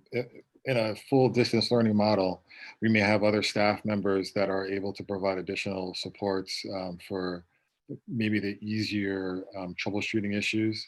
One of the items or ideas that we talked about in our ed tech meetings were maybe using some of the library media aids to help assist with troubleshooting, so that we have more individuals that are ready and available to talk to individuals over the phone. Obviously, call centers are going to be created, and we have a ticketing system as well to help keep track of requests for support from both our families and our staff. Okay, I do want to be noted of that, just to make sure that that we are handling all we can to make sure there's no downtime in the event that, since we are transitioning to in the event that we transition to a full distance learning model, that all students have access and the available technology and the internet. All pieces that, I mean, the internet piece just hasn't been answered for me in the sense that I don't really know the statistics and data behind that, and how many students and families that still don't have quality internet access in order to log into Zoom calls with teachers or finishing their online homework. But that's something I don't know if Juan, you can dig up or. So we will obviously have to engage family by family as we start to in this next couple of weeks to really develop the distribution plan for that. We are going to be notifying families that already have devices that we have issued and hotspots. They were due to return on August 1st, so that we would be able to re-inventory them and get them ready for the in-person. But we're gonna be sending notice that they are not to return them at this point, that they are to keep them. And so obviously that, 2,500 already out there is a good start, but we still have to make sure that the others, and what we wanna do is, even for those families that have devices, we wanna issue our device. This way we know how to troubleshoot, we know, that it's set up the way it needs to be set up for actually using our programs. Because a lot of times the barriers were trying to troubleshoot their own device and trying to work with the things that we have. So we want to be able to issue all students our device. I mean, so with that, I mean, I know I have a lot of questions on this, and it's more related just to how we're going to tackle on if the board proceeds with the full distance learning model. But I do think that we would like to have a task force to purely on the focus of distance learning to make sure that the next 6 months go smoothly as we possibly can, or more. I mean, I'm just giving an estimated time, but I don't know if that's a. I just want to make sure that there is a committee that is tasked with the actual implementation of distance learning. So we have, so there is a group that is focused on the implementation of distance learning. So I don't know that if maybe we didn't say that clearly. Okay. Just to shift a little focus here, I know a lot was focused on the reopening advisory workshop, the RAW committee, but now that we're at this point, it's time to shift gears a little bit to just make sure we're focused on making sure all students have equitable access to the devices that devices so that they can attend classes and do their homework. So my next question is more of a concern, and it relates to how often the guidelines change, right? So we had this presentation, and I understand these are the guidelines that were given about 2 weeks ago before we seen this terrible spike in coronavirus cases. But I feel like this just changes so often that the presentation we get today isn't going to be the same presentation we get in the future. So with that being said, I do expect another presentation on how we're going to reopen the school district, along with the RAW committee still meeting on a continued basis, so that we can get to the point where the board can actually feel comfortable talking about in-person reopening schools physically. And that's all I have to say. Thank you, Ton. Maimona? Yes. So first of all, thank you for the information and for everyone's efforts on the reopening committee. I know that takes an incredible amount of work. It certainly has not felt like the typical summer. And I also appreciate all the feedback from our staff and community. I think it's very telling how people are feeling. I know even just having to sit through the presentation, hearing about the hybrid model brought a lot of anxiety for me as a teacher of just, we're not there yet, and we're not ready to reopen even with a hybrid model at this point. So I'm glad to see that staff did change their recommendation to a full distance learning model. I am concerned about the ambiguity around the end of distance learning. I know things are changing constantly, but a lot of people need time to plan for, any type of transition if we are looking to go back. Teachers need time to plan, students need to mentally prepare, parents need to be able to plan for what the home, situation is looking like. So I would like to know what the whether this transition, this potential shift to hybrid, at what point is administration looking at that? And would that decision come before the board again? So yes, thank you. I didn't want to preempt, in terms of having and then sort of a date before the board had an opportunity to hear the presentation and have the discussion.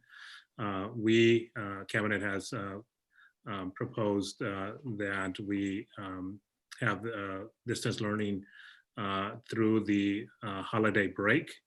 And then certainly between now and then, we would be able to bring back to the board a recommendation whether to extend that through the rest of the year, or at what point we would be able to reopen even sooner if things really improve dramatically, right? We don't know, to Board Member Tran's point, it changes, daily. And so I think that that's where we would be working with our associations to really understand when we would be bringing to the board a recommendation for in person. But my recommendation at this point would be that we would be in distance learning up until the when we come back from the holiday break. So that would be in January. I think it's like this January 7th or something like that. And would that transition come before the board then to make the decision to reopen the iHybrid? Yes. At that point? Okay. Well before that, obviously, and then. Okay, right. But I just want to be sure, for the sake of transparency and how things are being communicated to, our parents, our staff, and the broader community, that it's very clear, so people can start to plan as well.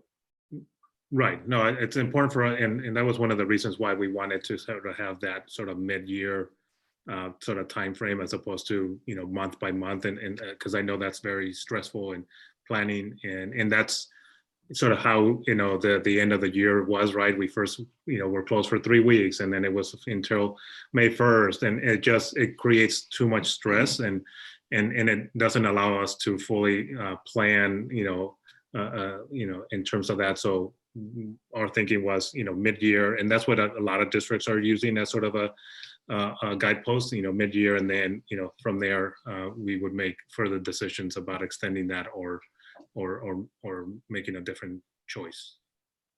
Okay. The only thing I would ask is if the board, questions more about the in-person hybrid, if there were things that you felt we needed to, because that's something that I believe at one point, right? Because we can't go from full distance to everybody coming back 100%, right? I don't think that that's going to be ever, unless all of a sudden, it goes away. And I know that that's not, I don't think that that's feasible. That if we were going to do that, then we would want some feedback from the board in regards to concerns you have, things that we should be thinking about. And so that we are planning during this time that we would be in distance learning, so that if and when that is possible, that we would be, very much ready for that. Okay. The other question I have was, I know that the presentation largely focused on this hybrid model, which we know we're not going into at this point, pending the board official vote. But I'm concerned that we didn't really get information on a robust model of distance learning. And I know even just from the recommendation, it was to have 2 options of the hybrid and then the person. So or the completely virtual distance learning.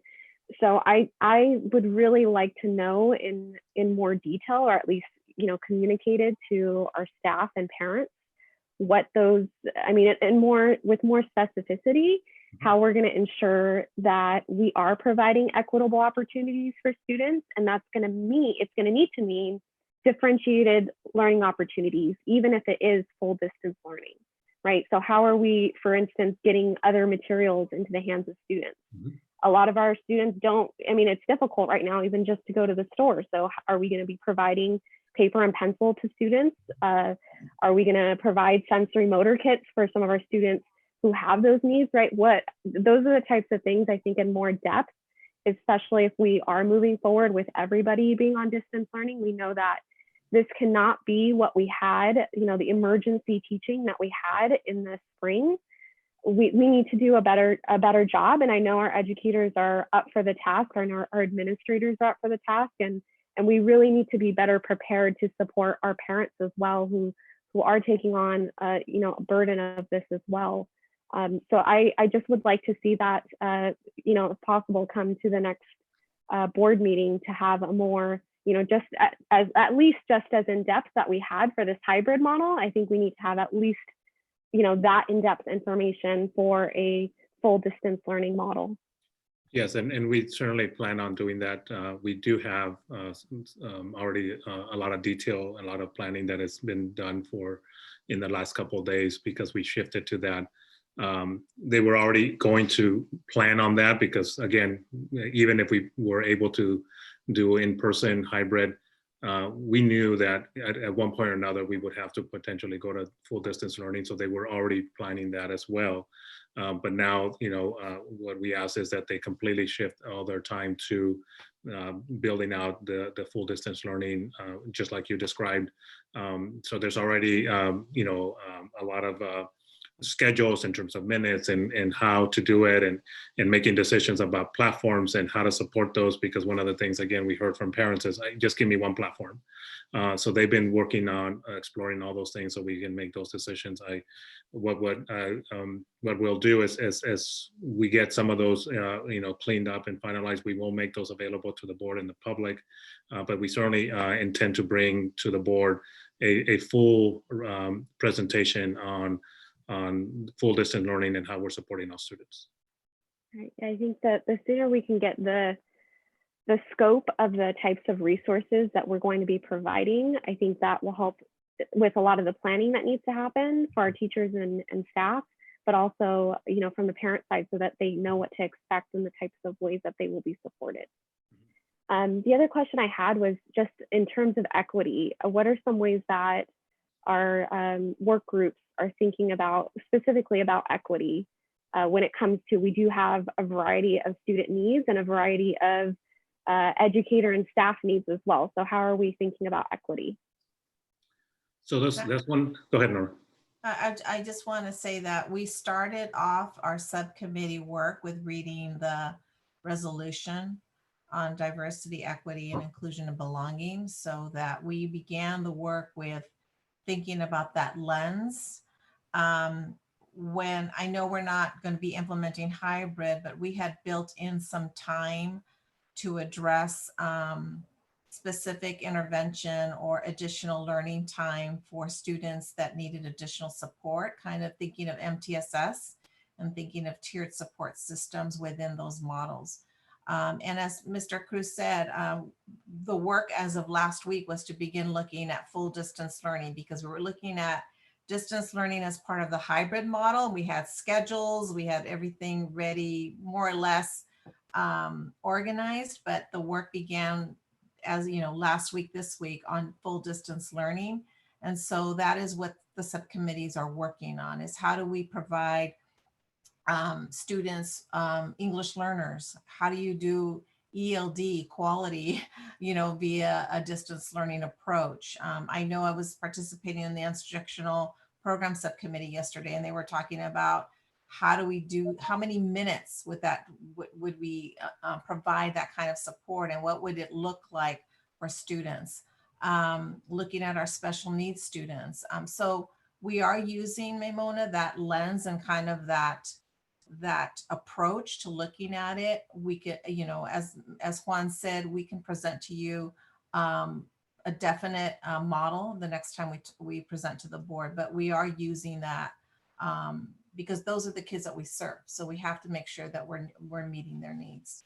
And I'll just add that, that's why some of the subcommittees have been sort of tasked with very specific things of how to address the needs of our students, specifically around our special education students. That is an intentional focus about how we actually do that. But we also know that we have, just as Norma said, our EL, our newcomers, our foster youth, our McKinley Vento students, and knowing that there's needs that we need to meet all across the board, not just for students, but also then for staff. And so what is going to be the training and the support for staff to get up to speed on some of these things? And so that's part of the other piece in terms of the professional development that we have to plan for before school starts and into the school year, right? Because it's not a one-time, come and get, but rather how do we support that throughout the year is going to be very important. We also know that we're going to, and I was, in a meeting this week with Catholic Charities and how they can support us to also meet the needs that we're hearing from our staff and also from our parents in regards to who will take care of the students, right? That's a reality for that we have to address for if we're talking about equity, right? And so, in what ways can we actually make that possible? And so she's having to survey her staff of who was available during the day, because normally their staff are all in the afternoon, right? And so how do we build capacity for us to meet that need as well? So those are all pieces that are starting to line up, and obviously we were waiting for today, get direction and approval from the board on these things, and then obviously we continue to put a lot of effort to get all the details ready for the start of school. We also know that it's possible that some families may want services provided in person. We know that there are some newcomer students. How do you ensure access to the core curriculum when you don't speak the language at all and you don't know the culture? So it is possible that we may need to be offering some type of in-person support for our most vulnerable students. And we would do that in a way that is safe. We would do that in a way that's meaningful. Do we have a design for that? Not yet, but that is certainly an option that we could look at. Well, and I would hope any, discussion around that would, just to ensure again that we are prioritizing health and safety first and foremost, that would be, vetted in a very extensive process. I have my whole list of questions on hybrid, which I'm not going to get into at this point because, I think those need to be saved for another day, but that's quite an extensive discussion in terms of how we are prepared to take responsibility for the health and safety of students and staff in our community when they're in our care. I don't think that's a responsibility that any of us take lightly, and it certainly cannot be something that's just done by trial and error. It needs to be planned very, very carefully when we get to that point. Yes. So I welcome if you the questions if you have them, and just like Board Member Rodriguez, so that we can have those as we continue to plan as well. I will be sure to send those over as well. I think the final thought that I just have is I know it's been mentioned, but I just want to emphasize it again so that we have this moving forward as an important focal piece, but the social emotional well-being of our students, but also how we're thinking about, preparing and providing that support to our staff as well. This is quite an exhaustive process. And like I said, I still have not recovered from distance learning from the spring, to be honest. It's that trauma. Not only are our students experiencing it, but the responsibility of caring and providing for our students and doing our absolute best certainly transfers onto our educators and our parents who are taking a lot of this role. So I would really like to have an extensive plan that's also shared on that with the board and with our community at large. We will. Okay, thank you. Thank you, Maimona. Just a couple of comments from myself. I'm very fully supportive in terms of going to distance learning, especially to start off the the school year, because we don't know. I mean, just a short time ago, we thought things would be a lot better. They got worse, a lot worse. And hopefully things will get better in the future. I do have concerns, and I would hope that as we start getting into distance learning, that we get some feedback to kind of see where the kids are at. I mean, one of the things that comes out in surveys is a lot of kids don't do any work. And so how are we reaching out to those kids who are not doing any work whatsoever? And I think we need to really take a look at that. Norma brought up ELD, second language learners, and I think that's a real concern too, because we have such a large population. And what's going to be the best approach for those kids as we move forward with this learning? Or are we going to get some feedback from hopefully from staff in terms of where are we at? What are the some of the drawbacks that we're looking at? And I think that's important for us as a board to take a look at what's going on with our kids out there. And I know that we're not doing the hybrid model.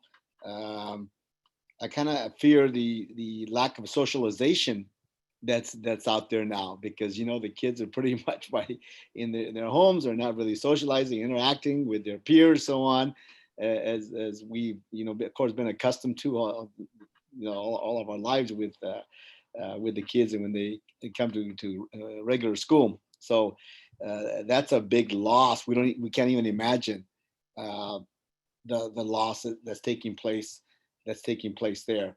But I think we have to do what's best, especially for our children, to make sure that in our staff that they are well, they don't get sick on us, and I think that's paramount, in terms of whatever approach we end up taking. But we do need to provide the support necessary for our staff and our parents out there, our administrators, so on.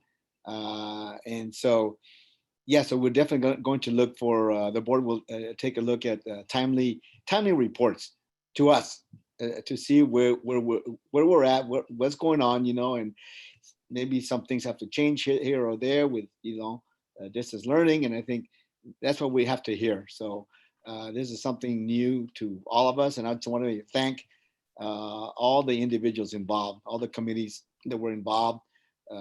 Thank Norma for spearheading this great effort of hers, and so I look forward again to continuing our discussion, and again, safety is paramount. That's the bottom line.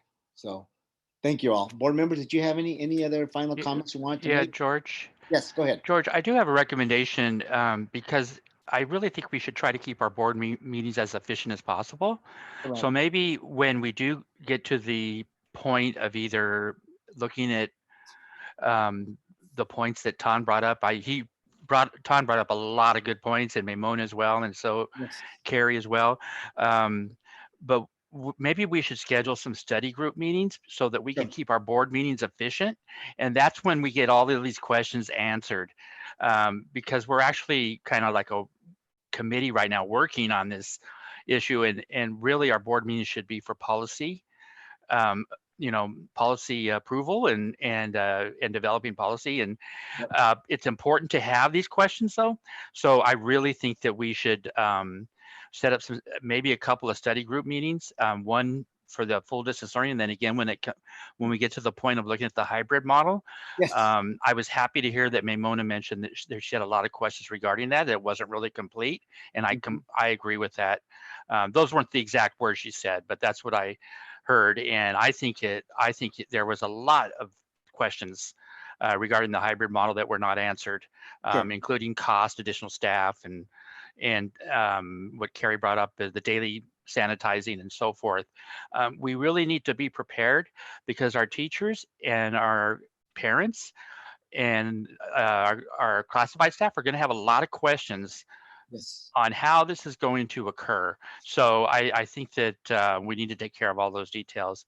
And with that said, I move that we open the fall semester with full distance learning till the end of the calendar year. Second. Oh, Rudy, so you're making a different proposal? You want? I made the motion I made is the motion I made. Yeah. Can I just clarify whether you mean through the end of this December? Calendar year. So 2020? Yeah. Okay. Yeah, I can second that. You know, the only thing is that we really tie the hands of the superintendent and cabinet in terms of taking a look at if things improve. Again, you know, we're right now, things don't look very good. But if things were to improve, and who knows, maybe there might be a vaccination out there, so on. Let me explain why I made that motion that way, why I moved that way, George. Our two largest school districts in the nation, New York and Los Angeles, just passed a motion to go full distance learning or on remote learning through the end of the calendar year. I think they know. And being the two largest areas that were impacted by the virus, we haven't even hit our peak yet. I don't see this changing through the end of the year. I really don't. It's very unfortunate. It's very sad that our students have to go through not being with their fellow classmates, and our teachers who love the classroom cannot be in their classroom. But I think to be safe, we should follow the lead of our largest school districts, and in fact, follow the lead of our California State Superintendent, Tony Thurmond, who also suggested that we go full distance learning through the end of the calendar year till 2021. There's really, just to be clear on that, there's no provisional guidelines behind that to also open when the public health deems that it would be safe to reopen. You know, No, so public I made the motion as clear as could be, because I don't think we should even consider it until 2021. So I just want to clarify, because I think that was one of the clarifications that I was hearing. Calendar year is December 30th, or you mean school year? Until the spring semester. Wait. Until the end of the fall semester. Until the end of the fall semester. So but the end of the winter break. Yeah. Yes, Okay. winter break. Winter break is the end of the calendar year. Well, but I think you said later school year, and that's why I think that was a confusion. So I said the motion I made was, Okay. the motion I presented was, I move that we go to full distance learning till the end of the calendar year. That's what I said. And that's what Carrie made the second to. Yeah. I think it's important to give a timeline to parents and staff to when we would reevaluate moving forward with a possible hybrid model if the conditions are okay to do so. Absolutely, we can reevaluate starting right now. We can keep reevaluating and hold our work group meetings until things change. It could change in September, October. It doesn't mean that we're stuck. We're not bound to it. I mean, we can always amend it and make changes to it. But we need a plan around it too. So this gives us more time. It gives the district more time to plan. Absolutely. But I think to make it very clear to our teachers, the students, the parents, that we need to let them know that we're committed to remaining full distance learning till the end of the year. To the end of 2020. Thank you for the clarification. I don't know how it could be any clearer than that.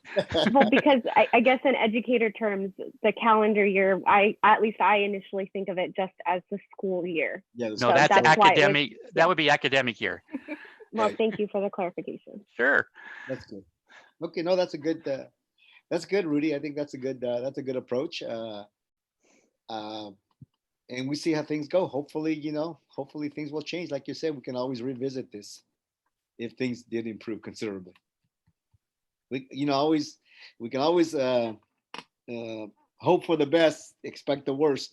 That's. I really doubt that we'll be we'll be going using the hybrid model until 2021, Okay. or considering it. I doubt it, really. I mean, this is a serious Well, yeah. virus. Absolutely. Absolutely. Okay.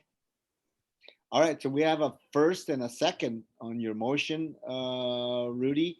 Any more discussion? If not, we'll call for the question. All in favor signify by saying aye. Roll call vote. Oh, I'm sorry. Roll call vote. Okay. Let's go. Maimona. Aye. Okay. Maimona's aye. Ton. Aye. Okay. Rudy. Yes. Carrie. Aye. And I vote aye too. Okay, so that motion passes. All right, thank you for bringing that up, Rudy. That was very good.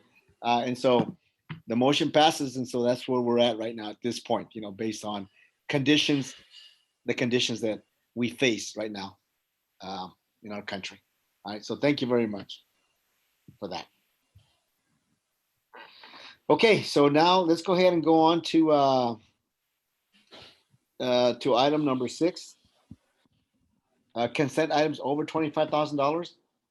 And again, members of the public can address us on any of these items before the board's consideration of the items. And also comments will be limited to 3 minutes. Superintendent, do we have anybody that was going to address us in these, in number 6? No? Okay. So let's go to item 6.01, the annual renewal lease agreement between FMSD and Catholic Charities of Santa Clara County. And who wants to do that one? Superintendent, you want to address that? This is a consent. A consent, okay. All right, so let's go on to action items now. Number 7. Well, we move to approve item 6.01. Second. All right, we have a motion, a second to approve item 6.01. Let me do a roll call. Let me start with Carrie. Aye. Okay, and Rudy. Aye, yes. Ton. Aye. And Maimona. Aye. And then I vote aye. So that motion passes. 6.01 passes unanimously. Okay, now we jump down to action items. Let's go to 7.01. Personnel report. Did we have a personnel report today? No. No, no report. Okay. Let's go on to item 7.02.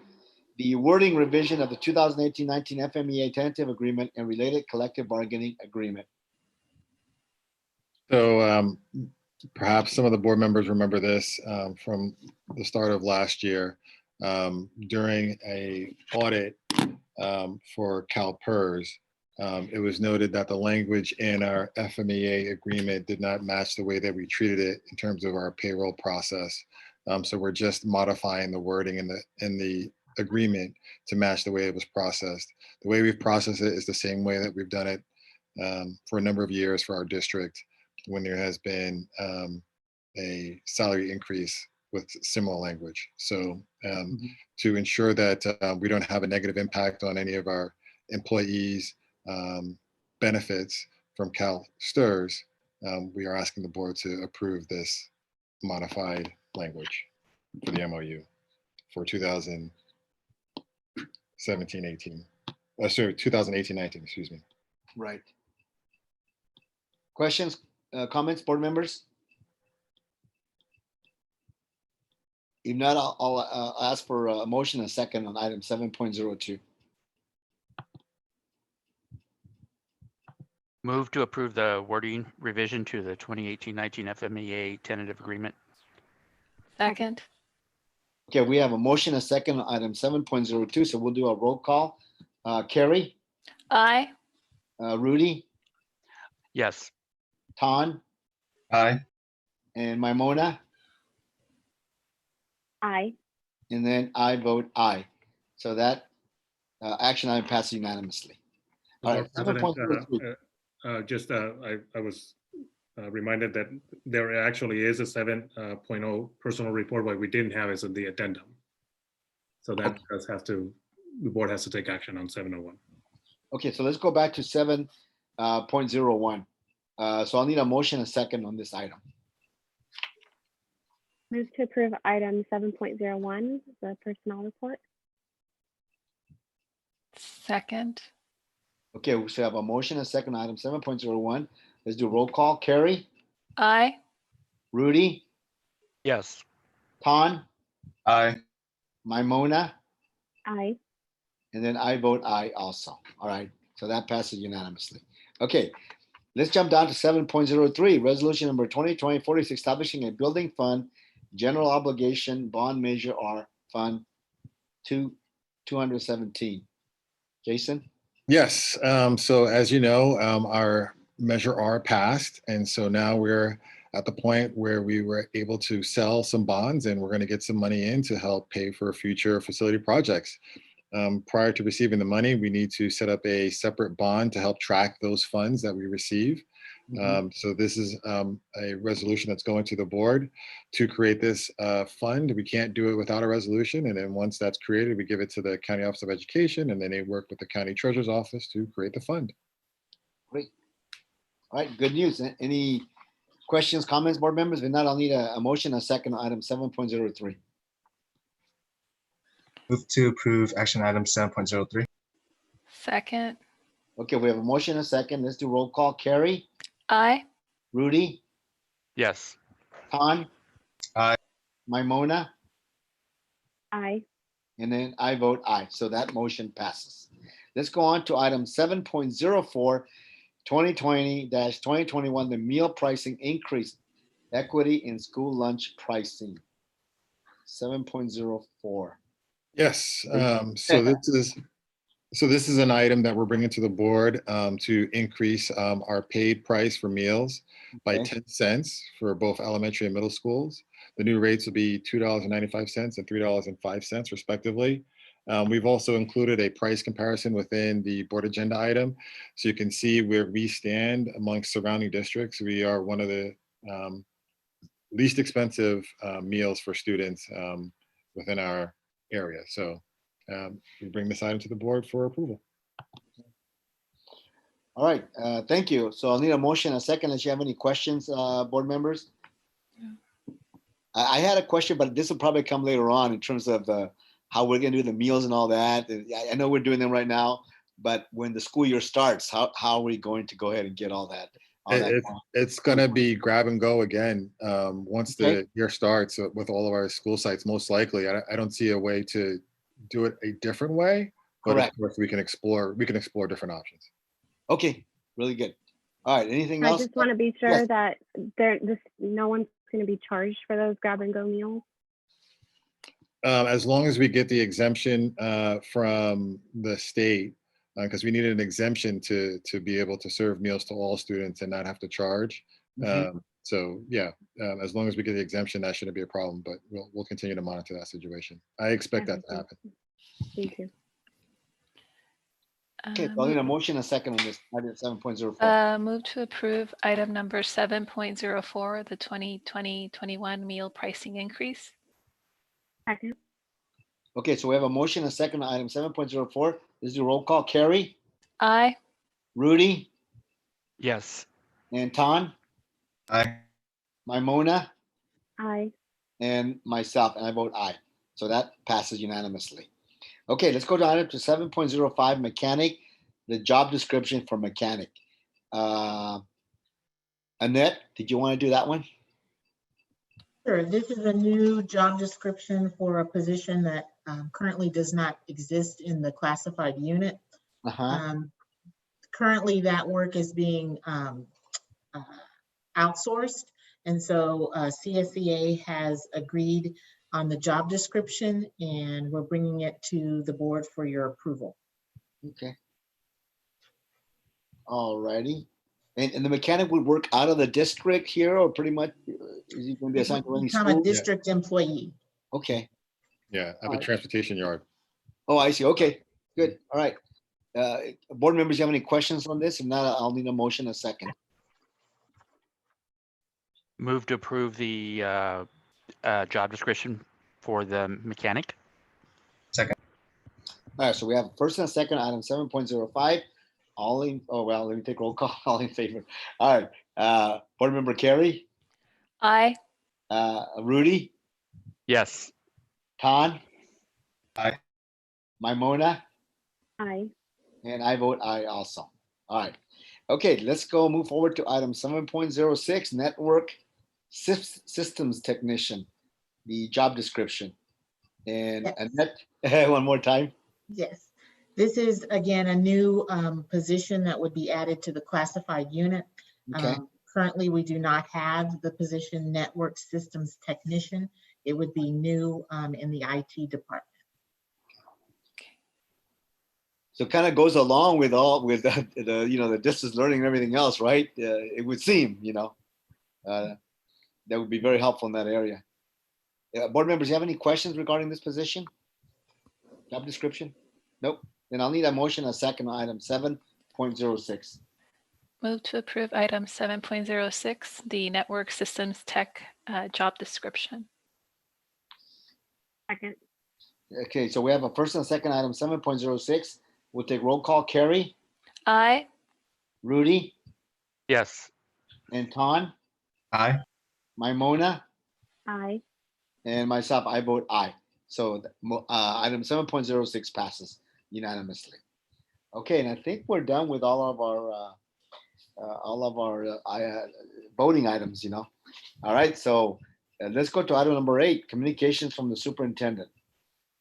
Yes, just want to thank the board for the time today. Obviously, these are very challenging times, and want to thank again the staff that have been really working on thinking about how we support students, and look forward to bringing back to the board a detailed plan on our distance learning approach. I also want to report to the board that we did get $150,000 from the digital equity fund from the city of San Jose that will help us with devices and hotspots to support distance learning. That just came in a few days ago, so we will bring that to the board, agendize it so they're officially receiving it, and then just looking forward to in the next couple of weeks. Once again. Starting the school year, obviously nobody would have thought that we would be in this situation, but we will do our best to support our students and our families and our staff. Thank you. All right, thank you, Juan. Now we go to item number 9, communications with the Board of Education. We go to item 9.01, which deals with board member reports. And I'll go to Carrie first. Carrie?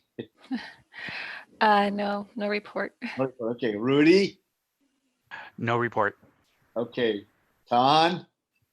No report. All right, Mona?